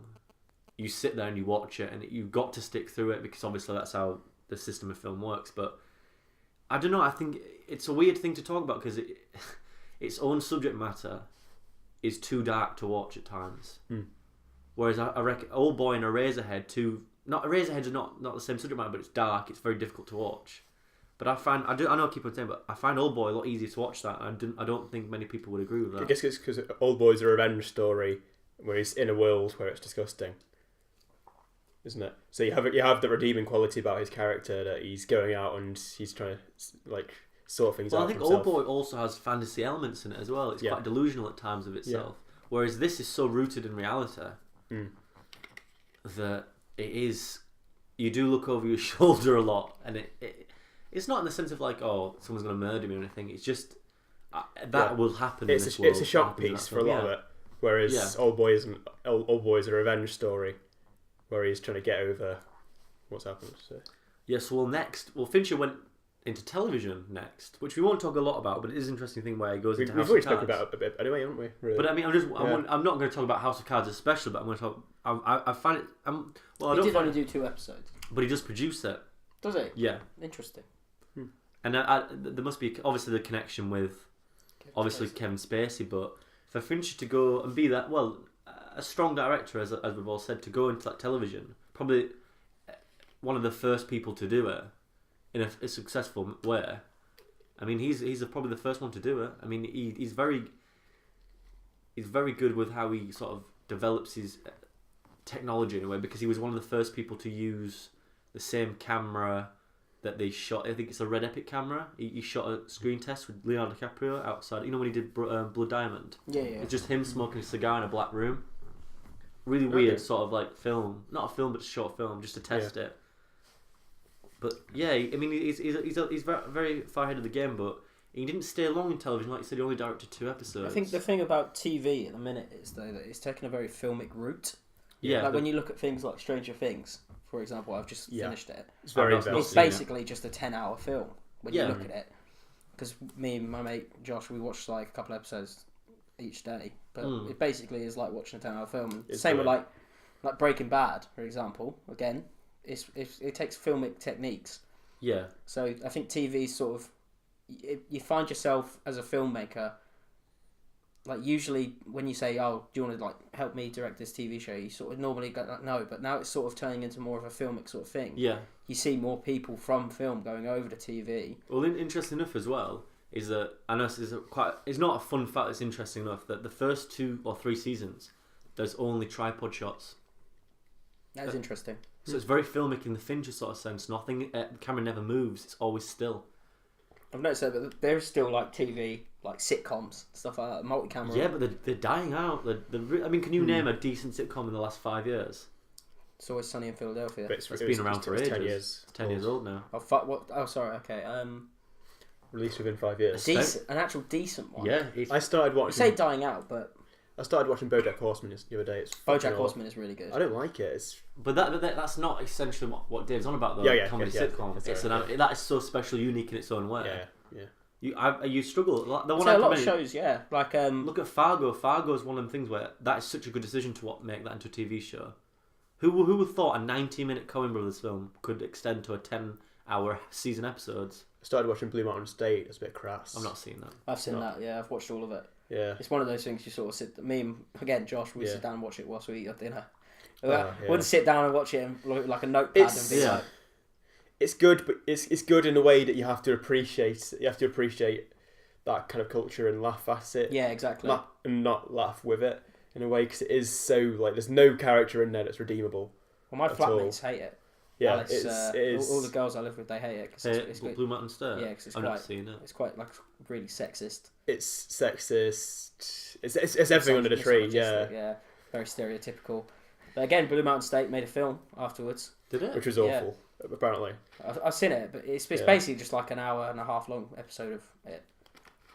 So that's what they did with In-Betweeners, isn't there? In-Betweeners is probably the last 5 years. I can imagine that was decent. Yeah, I don't know what I feel about In-Betweeners. I kind of like it, kind of sometimes. So it's very niche. Like they tried to take it over to America, it didn't work. Oh, because so bad. The awkward sort of teenage English thing is how it works. When you put that in an American scenario, in English culture, isn't it? I'm surprised it didn't work. I thought it would work because you have that, the American sort of. It's like the high school, you see all these movies. It sort of could work, but it's just how it was done. Very cheap. Though, Brooklyn Nine-Nine. I don't like it personally. Oh, that's another one. Yeah, I'll give you that. I don't like it personally, but I know a lot of people. I like it. It's highly rated. People are into it. Good diversity and stuff like that. Yeah, it's very, very well. The Office. Done. No, the American version. Is it? Oh shit! I'd watch it. Started about 06. Okay, fair. Finished 2012. Well, he recently brought his character back, isn't he, David Brent? Oh no, what about the American one? Oh, the American one about 10 years. No, the American one isn't awful. It's good. When you watch the English one, then watch the American one. That's totally different sets of humour though. Yeah, the Yanks don't understand drawl. Extras. I haven't seen. Very Ricky Gervais. That's more than 5 years old now. Well, after he went into TV a little bit, which he still does again, but we have the latest film, which I think we're going to have a little bit of a controversy now with opinion, is Gone Girl. Yeah, Gone Girl. Yeah. I'm guessing you don't like it because of the guy. What's his name? Is Barney? Guy plays Barney. Oh fuck me! You don't like him? Right, I like Gone Girl. We watched it this morning with my housemates. I've seen that film. I think it's 3 times now. I like how it's made. I like how it's shot. I like the design of it. I like the acting in it, except for Patrick, whatever his name is, Neil Patrick Harris. Yeah, Neil Patrick Harris. I think he's so miscast. It actually damages the film. I didn't mind it. The script's really good. It's vile. It's violent, but there's something just not right about it. It's Fincher, but it's something missing. Yeah. Fair enough. Yeah, I can see it. I do. I think I give it 4.5. You don't do 4.5 ratings. I give it 4. Strong 4. Very strong 4. Would you say it's leaning more towards the sort of? I think it's very Hollywoodized. Yeah, that's what I was about to say. The sort of Curious Case of Benjamin Button. Yeah. Again, like a sort of we owe you that. I think we owe you. Yeah. There's a lot of people who aren't fans of it as well. Like my dad hated it when he watched it. I don't know. I think the performances are the highlight of it. But I think the halfway through when something is revealed, because obviously it's quite new, I don't want to ruin it. That when something is revealed, I think that again it's a really interesting reveal, but it damages the overall film as well because it's like it's so sudden as well. The change. I like that though. It's I like it. Yeah. But just thinking about it gives me a shock in my head. Yeah, I remember when I first saw it, I was like, oh wow. That's very Fincher as well. The thing about that, what happens then is the first hour becomes the tension just drops. The atmosphere drops because obviously we know what's just happened. It drops everything it builds up to be and then just becomes a different monster. And like you said, that sudden change doesn't exactly help it either. I think sudden change works because it's hard to divvy around this without like giving too much away. But when you've known someone for your entire life and that you have that relationship with somebody and then suddenly something that relationship like that happens changes to a point where you don't even know who that person is. That is one of the scariest things you can kind of think of, isn't it? Yeah. When there's someone who you put all your trust into has done something. It's very well layered as well. The film's really well layered. Because in my honest opinion, I think Ben Affleck's character is just as evil as she is in that film. It's just how their relationship goes on. I also think as well. Okay. I also know I'm not going to spoil the film, but I think that if Rosamund Pike wasn't killed in that film, I think Ben Affleck's character would have done that regardless later on. Yeah. And I think he's more psychotic than she is because when he's told everything about what's happened to her, and when the first few minutes, he shows no emotion. Yeah, he doesn't flinch. And I think that's not Ben Affleck being a poor actor. I think that's him getting really well into the character. I think that's the layers that you were saying about earlier. I think because initially when I started watching it, first time I started watching it, you feel like something's off, don't you? I was kind of like, is Ben Affleck's character just a dick or is something more up? And it's the layers there. It's the kind of Fincher mystery kind of thing. It's why is he like this? What's happened here? Yeah. What's going on? I want to find out. Another point and then you get the sudden change, and it's like, oh shit. Like the point you made earlier about Fight Club, you have to watch it twice, makes it a better film. I think it's the same sort of in a different kind of context. Yeah, definitely. Yeah. Because you understand more about the characters. It's a lot more open. It's a lot more accessible to watch a second time because you can miss certain things.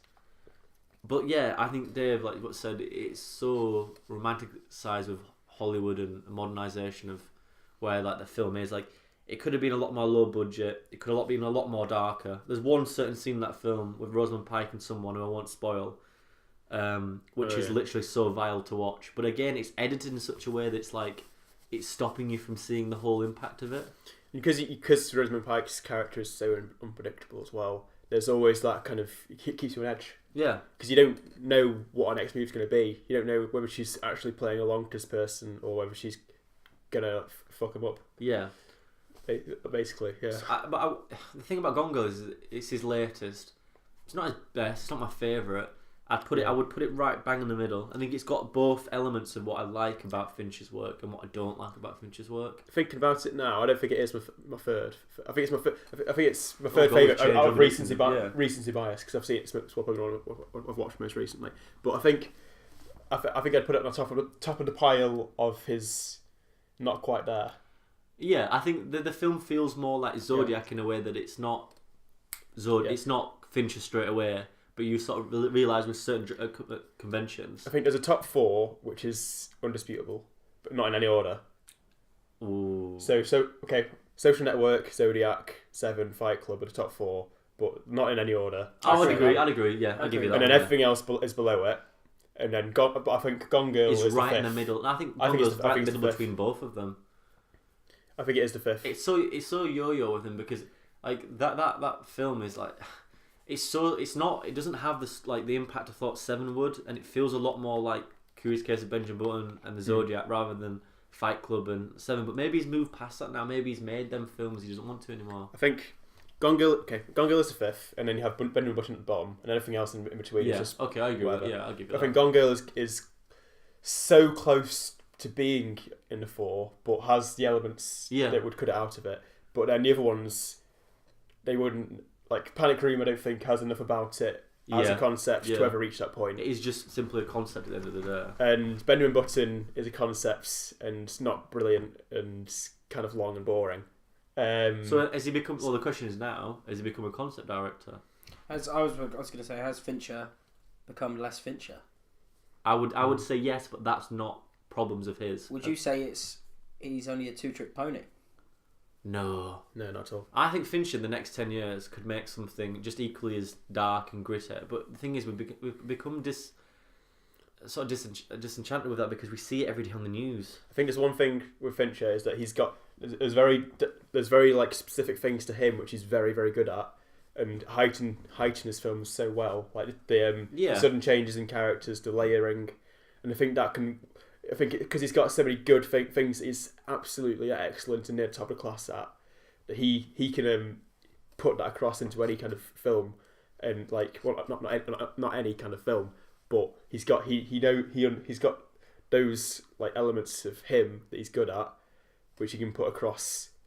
And like so, Social Network is completely different to the other three. They're in that sort of thing. Yeah, it has the Fincher aspects which are mixed into it, and then the other three obviously are all like the intenseness of them and all that kind of stuff. I think he's good at the layering. The layering can cross over. So I think while he has his one trick pony kind of stuff, it's not a one trick pony as such. It's more he's got lots of tricks which can apply to different things. We see. I disagree. I don't think he could come out tomorrow and make a Star Wars film. I don't think he can. I think he can make a Fincher Star Wars film. Yeah, but what is it? But who'd want to see that? I don't want to see a Fincher Star Wars film. Which is fair enough. Could he make a Saving Private Ryan? Yes. Could he make it as good as Spielberg? No, because Spielberg's got that knack for it. I think David Fincher will go the same route as David Lynch. They will become the market will dry up, and he will become disenchanted with Hollywood. Not out of his own fault, because there isn't a market there. It's happening slowly and slowly. And I think Fincher will start making films for himself. He won't go the Kubrick. He won't go the Spielberg. He won't make a film every 3-4 years. I think Fincher will slowly dry up, but that's not no fault of his own. I think that's a good thing for Fincher, though. I think Fincher, he beats to his own drum, and he's better off for it. And he does what he wants to do, and if he isn't happy with something, then he makes it known. Yeah. And well, that goes on slowly now to projects that he may have done in the last few years, and projects that I'd like to see him in. I am really annoyed that he never made the Steve Jobs film with Aaron Sorkin's script and have Bale in there. Did you not enjoy Steve Jobs? I did, but it's not as good as it could have been. Okay. I mean, I originally gave that film 5 stars because it's quick. It goes on for about 2 hours and 15 minutes, and it feels like 45 minutes. Fassbender's probably one of my favourite actors. Yeah, you look back at it again. He doesn't look. He doesn't sound. He doesn't act like Steve Jobs. The script at times is like, we're just getting information. It doesn't lead to anything. Isn't the point of that film is to show you the side of Steve Jobs that you didn't see? But the thing is, the part of that film isn't even real. There's things in that film that are not real. Yeah, the final never happened. The finale with his daughter never happened. Isn't there aspects in Social Network which aren't real, though? Well, that's debatable, though, because you're getting a side there that's, a lot of we only get restraining order. Side, yeah, but they're both written by Sorkin, so they're both kind of. I'd almost. This is kind of not controversial, but I think they are more as much Sorkin films as they are Fincher films. Yes. And like the quippy dialogue of Jesse Eisenberg is all Sorkin. Just to add to your point as well, who directed Moneyball? I don't know. Who wrote Moneyball? Aaron Sorkin. Aaron Sorkin, yeah. He, and for a writer, that's such a powerful thing. I can't name another writer like that. Not like that, no. Not to I can name other writers, but I can't. Well, not to that. Yeah. Not to that level of that Sorkin. I mean, it's so. I mean, the thing I have with Steve Jobs is that I do like Fincher's take on that would have been. It would have had no holes barred. He would have shown Jobs as who he truly was, which was a tyrant, a bastard. I could name the writers, but a lot of the other writers would be directors as well, so it's kind of like, doesn't matter. Yeah. Like Woody Allen is a good writer. Well, Coen Brothers are good writers. Coen Brothers, yeah, there you go. But they're still distinguishable with style. Yeah. Still haven't seen Hail Caesar. I've seen Hail Caesar. Watch it on a plane. I think Sorkin is distinguishable by style, though. It's good, but it's not. It's very romanticising old Hollywood. You'd like it, I think. I quite like old film, like that kind of style. I think it's not No Control Man. It's more Inside Llewyn Davis. Is it? Yeah. Well, that's good. I like it. Yeah, But I would love to see Steve Jobs by Fincher. It would have just been that. I think it was time for him to make that biopic again. But then he only made that 4 years earlier. So that Social Network. So maybe he doesn't want to do that. Do you not think if he made another biopic about Steve Jobs, another big person in like sort of technology, you'd be comparing it to the Social Network, though? Well, Steve Jobs. Yeah, I always wonder why. I don't remember Steve Jobs. That wasn't as good as Social Network. Or... Well, I disagree because they're totally different beasts. They're the same sort of context with a man making huge decisions and huge, Steve Jobs was like more a new in the generation spotlight. millionaire kind of thing. Yeah, it's a generational millionaire. He's done it. I don't see why he would do it again, but I would have preferred him to do that. But $15 million son refused to pay him for that. I do wonder whether because I think Steve Jobs is white, and a big reason why it wasn't necessarily successful because it wasn't a box office. Not marketable. No, it's because it's called Steve Jobs, which is like fair enough, but.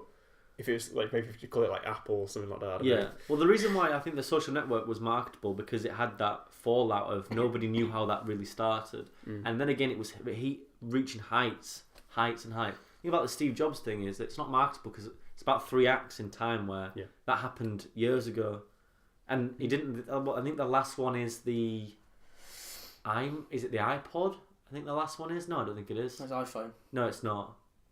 It's not. It's long before that. I think it's the iPod, or maybe it's the new Mac. But then again, you're talking about a time and space there where we're so far ahead now of technology. I think it sort of works the same though. The Social Network and Steve Jobs, they've got quite similar. Oh yeah. Similar stories. It just shows if you want to make it in this world, you have to fuck over your friend. Yeah. I do wonder, like we were saying earlier, Seth Rogen in that film, even though he annoys me in it. I do think Fincher may not have not taken it on because he's going to be compared for his films, his filmography for himself. No, well, those two. He didn't take it on because they wouldn't pay his fee, but the film bombed. It only made $20 million on like a $180 million budget, so half of that would have been even more. I mean, it makes you think how much they paid Danny Boyle to make it. $5 million, $10 million less. Could have won some more Oscars. But Sony have got well, that's by Universal as well. Sony dropped it because Fincher wouldn't take it. Then Universal took it up. And then it bombed. Yeah. But I think it would probably with Fincher, you can't tell. Obviously, hindsight's a wonderful thing, which I like to mention in every single podcast we do. But I would love to have seen. I love to see a very bleak World War I film by David Fincher, A Past of Glory by Fincher. Yeah, I can see that. Yeah. But I mean, what? Because Nolan's moving on to that now. We've done. Is it Dundee? Dunkirk. Yeah. Dundee's in Dundee. I knew it began with D. I knew it began with D. That's another very vile place to go. Dunkirk's a place as well. So people of Dundee, we apologise. Yeah, I don't. Oh wow. That's very weird thing though. It's got Harry Styles in it, hasn't it? Yeah, it's got Tom Hardy in it. And it's I like Tom Hardy. first film about Michael Caine since Memento. Harry Styles lives 20 minutes away from my house. Good. Yeah. Anyway, it's a weird fact that you know. If so you were to, wait there. No. What's next for Fincher? I was about to ask if you could have Fincher direct a film, idea, sort of concept in your head. Okay. What would suit him the best? Well, that's what. Well, we'll tie that in my mind. That's what I was going to say. And what do you think's next for Fincher? I think he might go back to TV, do some more TV stuff. I think that's a backward step if he does that. I think it's a backward step. Unless he's done it though. He's endorsing it though. I think it doesn't matter. I don't think it's like a case of him doing it. I think it's a case of him just going on to another more media stuff. I don't think he's backtracking. It's not like he goes back. He's like, oh, what's he doing with his career? I just think that he's done it. I'd go back to it. But then again, he made Seven, and then he made Gone Ghost. Because if very similar. If Fincher's name is on something, people will go and watch it especially if it's TV. I think that's a big reason why House of Cards is quite successful. I disagree. I think House of Cards is well written and it's well acted. Yeah. If Fincher's name wasn't on House of Cards, you'd still watch it. I still would. It's because Kevin Spacey's on it. Yeah. Yeah, well, it all comes together. But for a film for Fincher to do, I'll tell you what, this might be very controversial, and it fits with the market at the minute, but I'd like to see quite a gritty, sort of dark Western from Fincher. I don't think... No, you tell me right now, if that come up on IMDb, that wouldn't interest you. It would, but I don't think he would pull it off. I don't think he'd suit the Western sort of style, but I'm talking like, you know, quite gritty sort of... Because the thing with the annoys me with Westerns is it's quite romanticised. Yeah, definitely. Especially in the 60s. Exactly. You know, it's like Clint Eastwood films. Mm-hmm. They're very good, don't get me wrong. Some, you know, my favourite film... No, not favourite. Have you ever seen a film called Child 44 with Gary Oldman and Tom Hardy in? No. It's just come out recently, about 2 years ago. It's about in the Soviet Union where it was called like this place where murder didn't happen, child abuse didn't happen, and there's quite a few child murders that are happening, and the government, the Soviet Union, won't investigate because they don't acknowledge it, but they send Tom Hardy out to go investigate. It's not a bad film. It's very subpar in the thing that it goes on for a long time, nothing happens in it. Fincher would have made that amazing because it's dark, it's gritty. You've got an atmosphere, you've got a tone, you've got a great setting, a real world story. Yeah, I think Fincher would have made that. I think Fincher needs to make another like a 1930s murder film. Yeah, something like M. Yeah. No, I don't think. I think it was like Jack the Ripper. I don't think you can do Jack the Ripper because it's just. I think if he was going to do that, that would be good. I don't know. No, because I think he wouldn't romanticise it. I think he would do. I don't think he would. I think you've got to now. The brutal part. Yeah, but then again, like the film From Hell does that. It shows a brutal part. And it didn't really do very well with Johnny Depp in. Yeah, I know, but it's Johnny Depp. I'm still very bizarre with your thing about a Western. I don't think he could. I'm just trying to visualise it. I don't think he could do Dave, it. Dave, mate, if you're listening, we'll talk about it, yeah? What about... Could you see him ever doing a sports film? No. Could you ever do not a sports film like Goal, but more of a back... Like Moneyball. Like Moneyball, like more than back. Yeah, I could see him doing that. Like Moneyball, like another kind of Moneyball kind of film. Like he works well. He worked well with Sorkin in the past. Sorkin, yeah. Could he well do the Jamie Vardy biopic? I would love to see a sort of like. That's gonna be shit, isn't it? Like let's be honest, it's gonna be awful. I'd like to see like a sort of opposite Marcus Rashford thing. You know, like Marcus Rashford, his story's been very romanticised. Yeah. But there's players like Ravel Morrison who have had like. Been kicked out of like everything, you know. They've been sent to. Well, what about this then? There's never been a good football. Could he have made a film like Southpaw, the boxer film, a redemption film? Like I think he could make that. Yeah. So he's good. He's good at the politics, and I think there's a lot of politics in boxing. So yeah. Well, I think that's about it. I mean, I mean, Fincher is like you said. Dave was going to ask this about about Fincher being. My personal opinion, I think Fincher is an amazing director. I think he's got amazing style. And I love his films, but there's just something I wouldn't put him in my top 10. I wouldn't. Directors or films? He'd make my top 10 directors. He'd make my top 10. But one of his films wouldn't make your top 10. I don't think any of his films would make my top 10. Would they make your top 20? I've said I'd probably say I don't think 7 would make 19. I don't think it would. I think you. If I had to list them all out, 7 would reach my top 10. Dare I say, but I don't think Fincher would make your top 50 just because of your distinct. I do have a very distinct taste. I just don't think he would. It's because I'm gritty, mate, and I love grit. I think he'd make yours. I think he'd make your top 7's already. By the way, if David Fincher ever makes a 7's Western... probably 7. It's because of me. Sue him. I'm not going to sue him. I want in. You need an edit. But you need proof that he's listening to podcasts, so... Yeah, if he's there of like... Course, yeah, but why are you even doubting an angel that? came down to me whilst I was listening to Moviebusters. As long as he shouts out the podcast... You should post this in the credits, like. Yeah. Big thanks to Dave at Moviebusters. I think he'd not Jack. I think he'd could he? You know that new McDonald's biopic with Michael Keaton. I'm actually quite looking forward to that. I've heard really bad things about it. Really? I think it looks really good. But do you reckon Fincher could make that? The Founder, isn't it? Yeah. It's because you're just thinking biopics though. I think that's what he's good at. No, I don't think he could. If you want to name right, so let's say he's going to make a biopic. Choose someone to make a biopic. I don't think Fincher makes the McDonald's biopic. I'm sorry. I tell you what, yeah, cow getting brutally slaughtered. I think that he could have made the Milk film with Sean Penn really well. Okay, yeah. I'm talking new. I'm talking fresh. I think that he could do Nightcrawler. A really good Martin Luther King biopic. Malcolm X was done to Spike. Malcolm X. Say what you like about Spike Lee, but that film is perfect in a way for him. That film does everything you want. It complements Spike Lee. Yeah. Yeah. I think you can make... Selma, for me, is good, but it doesn't go into the... Martin Luther King was a very troubled man. he was this person who but defended his Black Lives Matter system, yet he would go home and cheat on his wife. I'd have liked same as John. I think too, he would make a beautiful Beatles film. David Fincher. What about a JFK? No, Oliver Stone's done that. I would have liked to have seen him make. Oliver Stone's film's perfect. I would have liked to have seen him make something like Shutter Island. Yeah, I'll give you that one. I think a Fincher Shutter Island would be really interesting. As much as I do love Scorsese, and Scorsese's my favourite director, I love Scorsese. I would literally carry that man to wherever he wanted. Yeah. I think that film is a little bit mismade by him.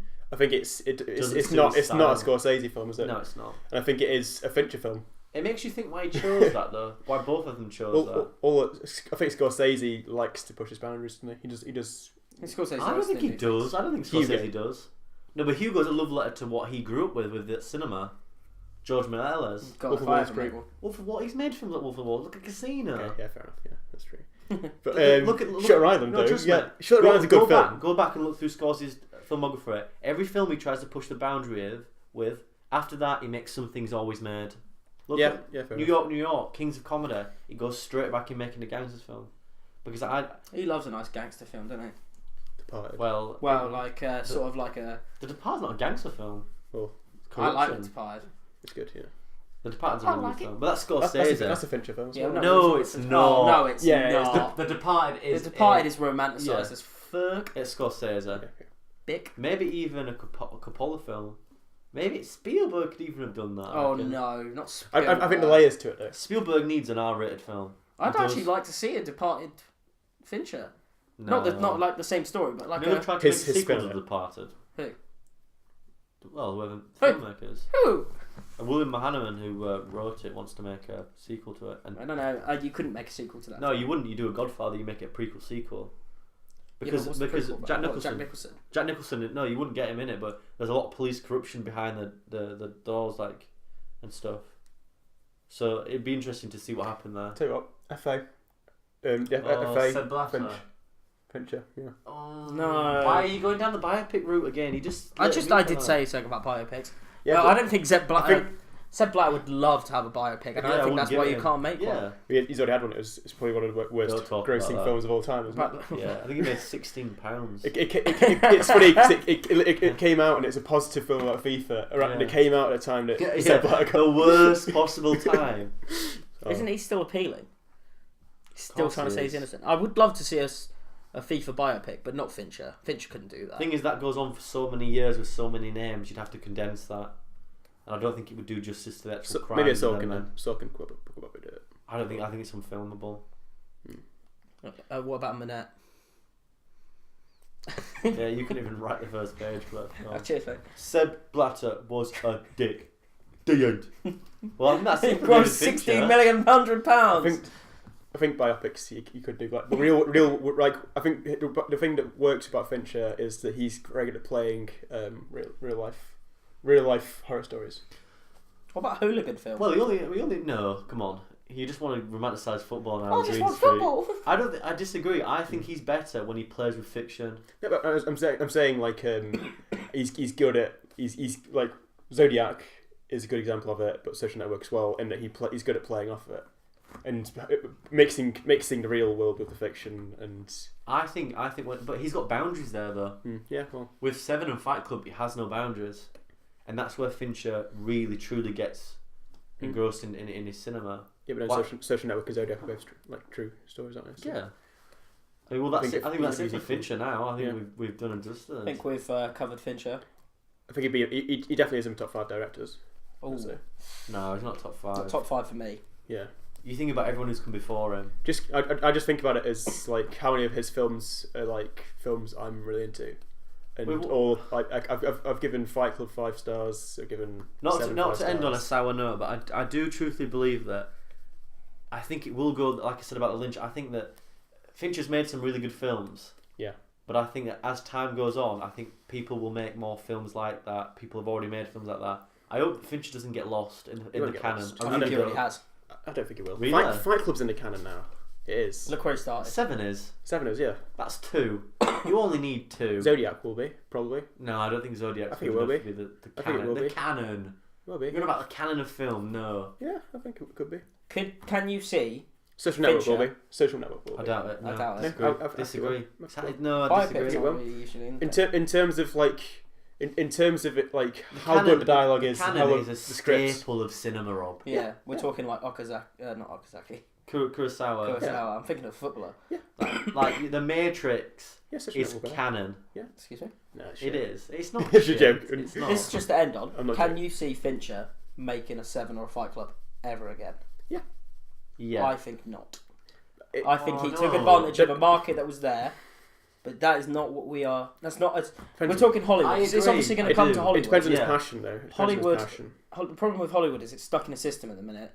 It wants romanticists. It wants a happy ending. That's not Fincher. Okay, I agree with that. I think he could. I think it just depends whether Hollywood wants him to. The thing is that goes down the route. Then does he go down independent cinema, and then it dries up. The first time he hits a bomb at the box office, that will be his beginning, his middle, and his end. Let's say he signs up for World War Z2. Yeah, and it bombs. It's not going to be a Fincher film.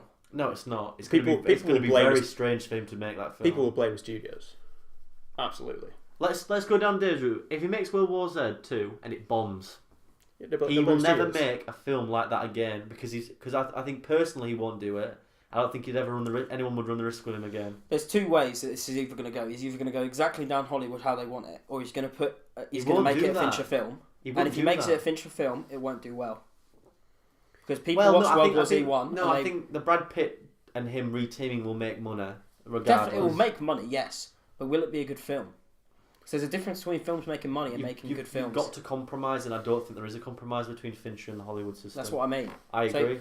That's the reason I don't want him to do World War Z2. If he made it and it bombs, I truthfully think that his career would suffer from it more. If he did the first one and was going to do the second one, fair enough. But he's going into an established brand at the minute, which has already had a downfall from its pre-existing material. So people are going to go into that thinking, he's going to revive it here. But he's going to go in it. It's going to be Fincher. But people don't want Fincher these days. I do. We want Fincher, yes. No, we're talking about the average cinema. Just true. We're talking about like my mum who goes to the cinema. She doesn't want to see Fincher. If you've got a 12 to a 25-year-old and talked about Fincher, I think you'd have a very, very, very low number of who wanted a Fincher film. What do people want nowadays anyway? Like Dave said, they want Transformers. They want Skittles thrown in the face. Yeah. They want to be slapped in the face. That's why I was thinking Michael Speed Racer came out now by the Wachowskis. I wonder if that'd have a bigger home.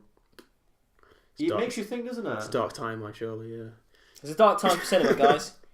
But we'll always be here until end of third year. Yeah, but when we get bought out by a bigger company. when we get bought out by Michael Bay. Yeah, I'll be gone. The Google podcast. I'll just be here by myself. It is weird to think about Fincher's filmography now and think that maybe this might be...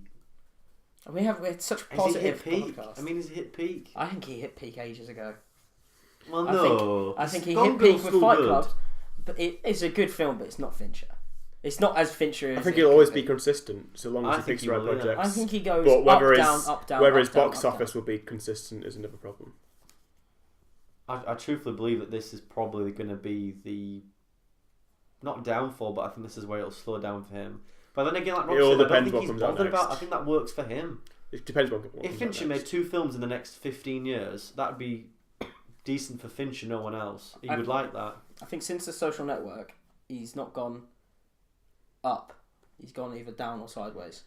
I think he's maintained. I think it's sideways until he has another Benjamin Button. He'll be sideways. I think the next film is he's going to be a big thing for his career. Yeah, exactly. Maybe how old is he now? How old is he? About 50 something. Yeah. So he's in the peak career for a director. Well, he's kind of like middle. Career, isn't he? Not to get political relationships in Hollywood, but I do think Fincher will make World War Z2 purely because of Brangelina. I think that he will probably get behind Brad Pitt to get him back on a bit of form. They've got a good friendship. Would Fincher do that for him? Probably. I think if Brad Pitt asked, but would he do it for himself? He has. Has he? Yeah, Brad Pitt came out and said they're talking to Fincher about it. But I just can't see him making that film. I just can't see it, like you said. The problem is everyone will go in it thinking it will be a 7 again or a Fight Club. No, I think people will go in that very, very scared about what they're going to get because I just think it won't be a Fincher film and it won't be. It's just a very weird thing to think about. It's like Spike Jonze making Attack of the Clones. That doesn't work. It was going to happen until Francis Ford Coppola told George Lucas that he didn't want Jones anywhere because obviously he split up with. Yeah, we all know. I think you said this on a previous podcast. I just can't see them moulding together. I don't think it's going to go well for. I really hope. Yeah, I do as well. Yeah, is good and Fincher bounces back. I think it definitely could. Not bounces back. I'm not saying he's washed up or anything like that, but yeah, what is going on? There's no way he could say he's washed up because he's not really put out a bad film. I just think it all depends on the next film. It's not a bad film. Though. It's not like it's not like an unwatchable film. It's just a bit dull. I cannot believe the rating for that film. I gave it 7.8. I gave it 3 out of 5, which is a 6. I'd probably give it a 3 out of 5. You haven't seen it? No, I probably would do though. Yeah, I'd probably give it. It's just a standard Hollywood. 2.5 maybe. Yeah. Should I get Letterboxd? Yeah. Yeah, please do. Yeah. Do you have to write a full review? No, you just have to do the stars. You can just do the stars, or you can do a review if you want to. Yeah. Right, everyone listening, follow me on Letterboxd. We can have a Moviebusters account, can't we? Have all the films that we watch. We all couldn't agree on. No, mate. No, we don't have to put a review. We can just put. I'm telling you now, it won't happen. No. I hate your reviews. No. No, sometimes your reviews really annoy me. Hear me out. Go on. We make the Moviebusters podcast account, and then we post logging what films we've watched, and then we don't rate it. We just put a link to the podcast. I agree. Let's do it. You can make it and you can manage it because I run the fucking Facebook. I run the fucking. Sorry, we don't have a Facebook Twitter. for Moviebusters. Yeah, it's easy to do. Oh, what about? all I do is press one button. The only thing you do. And paste I'm sorry, but the only thing you do on the Moviebusters Twitter and the Found Film site is like your own tweets. No, I don't. I like everyone's, but no fucker else does it except for me. Now watching. It's because I went on. Let's end this now. I went on it and tweeted something out. It's the perfect way to end. Yeah. I think. I tweeted something out on the Moviebusters account. You deleted it.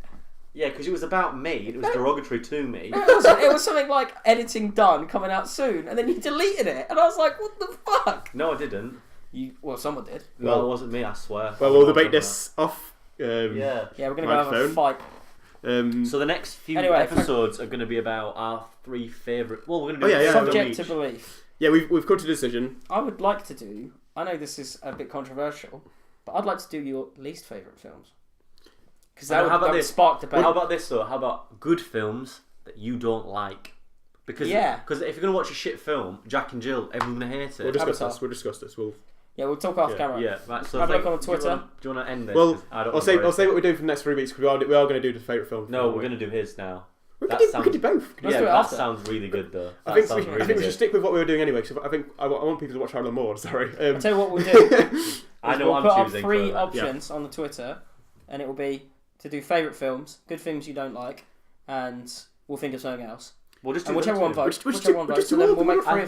Let's just do both of them. It gives us 6 weeks. Oh, okay. We'll calm down. We could do 3 podcasts in one night of just favourite films. Then we could do it 3 podcasts the next night, and then we could. Yeah. I can't put this on. You can't tell fucking trade secrets. Thank you very much.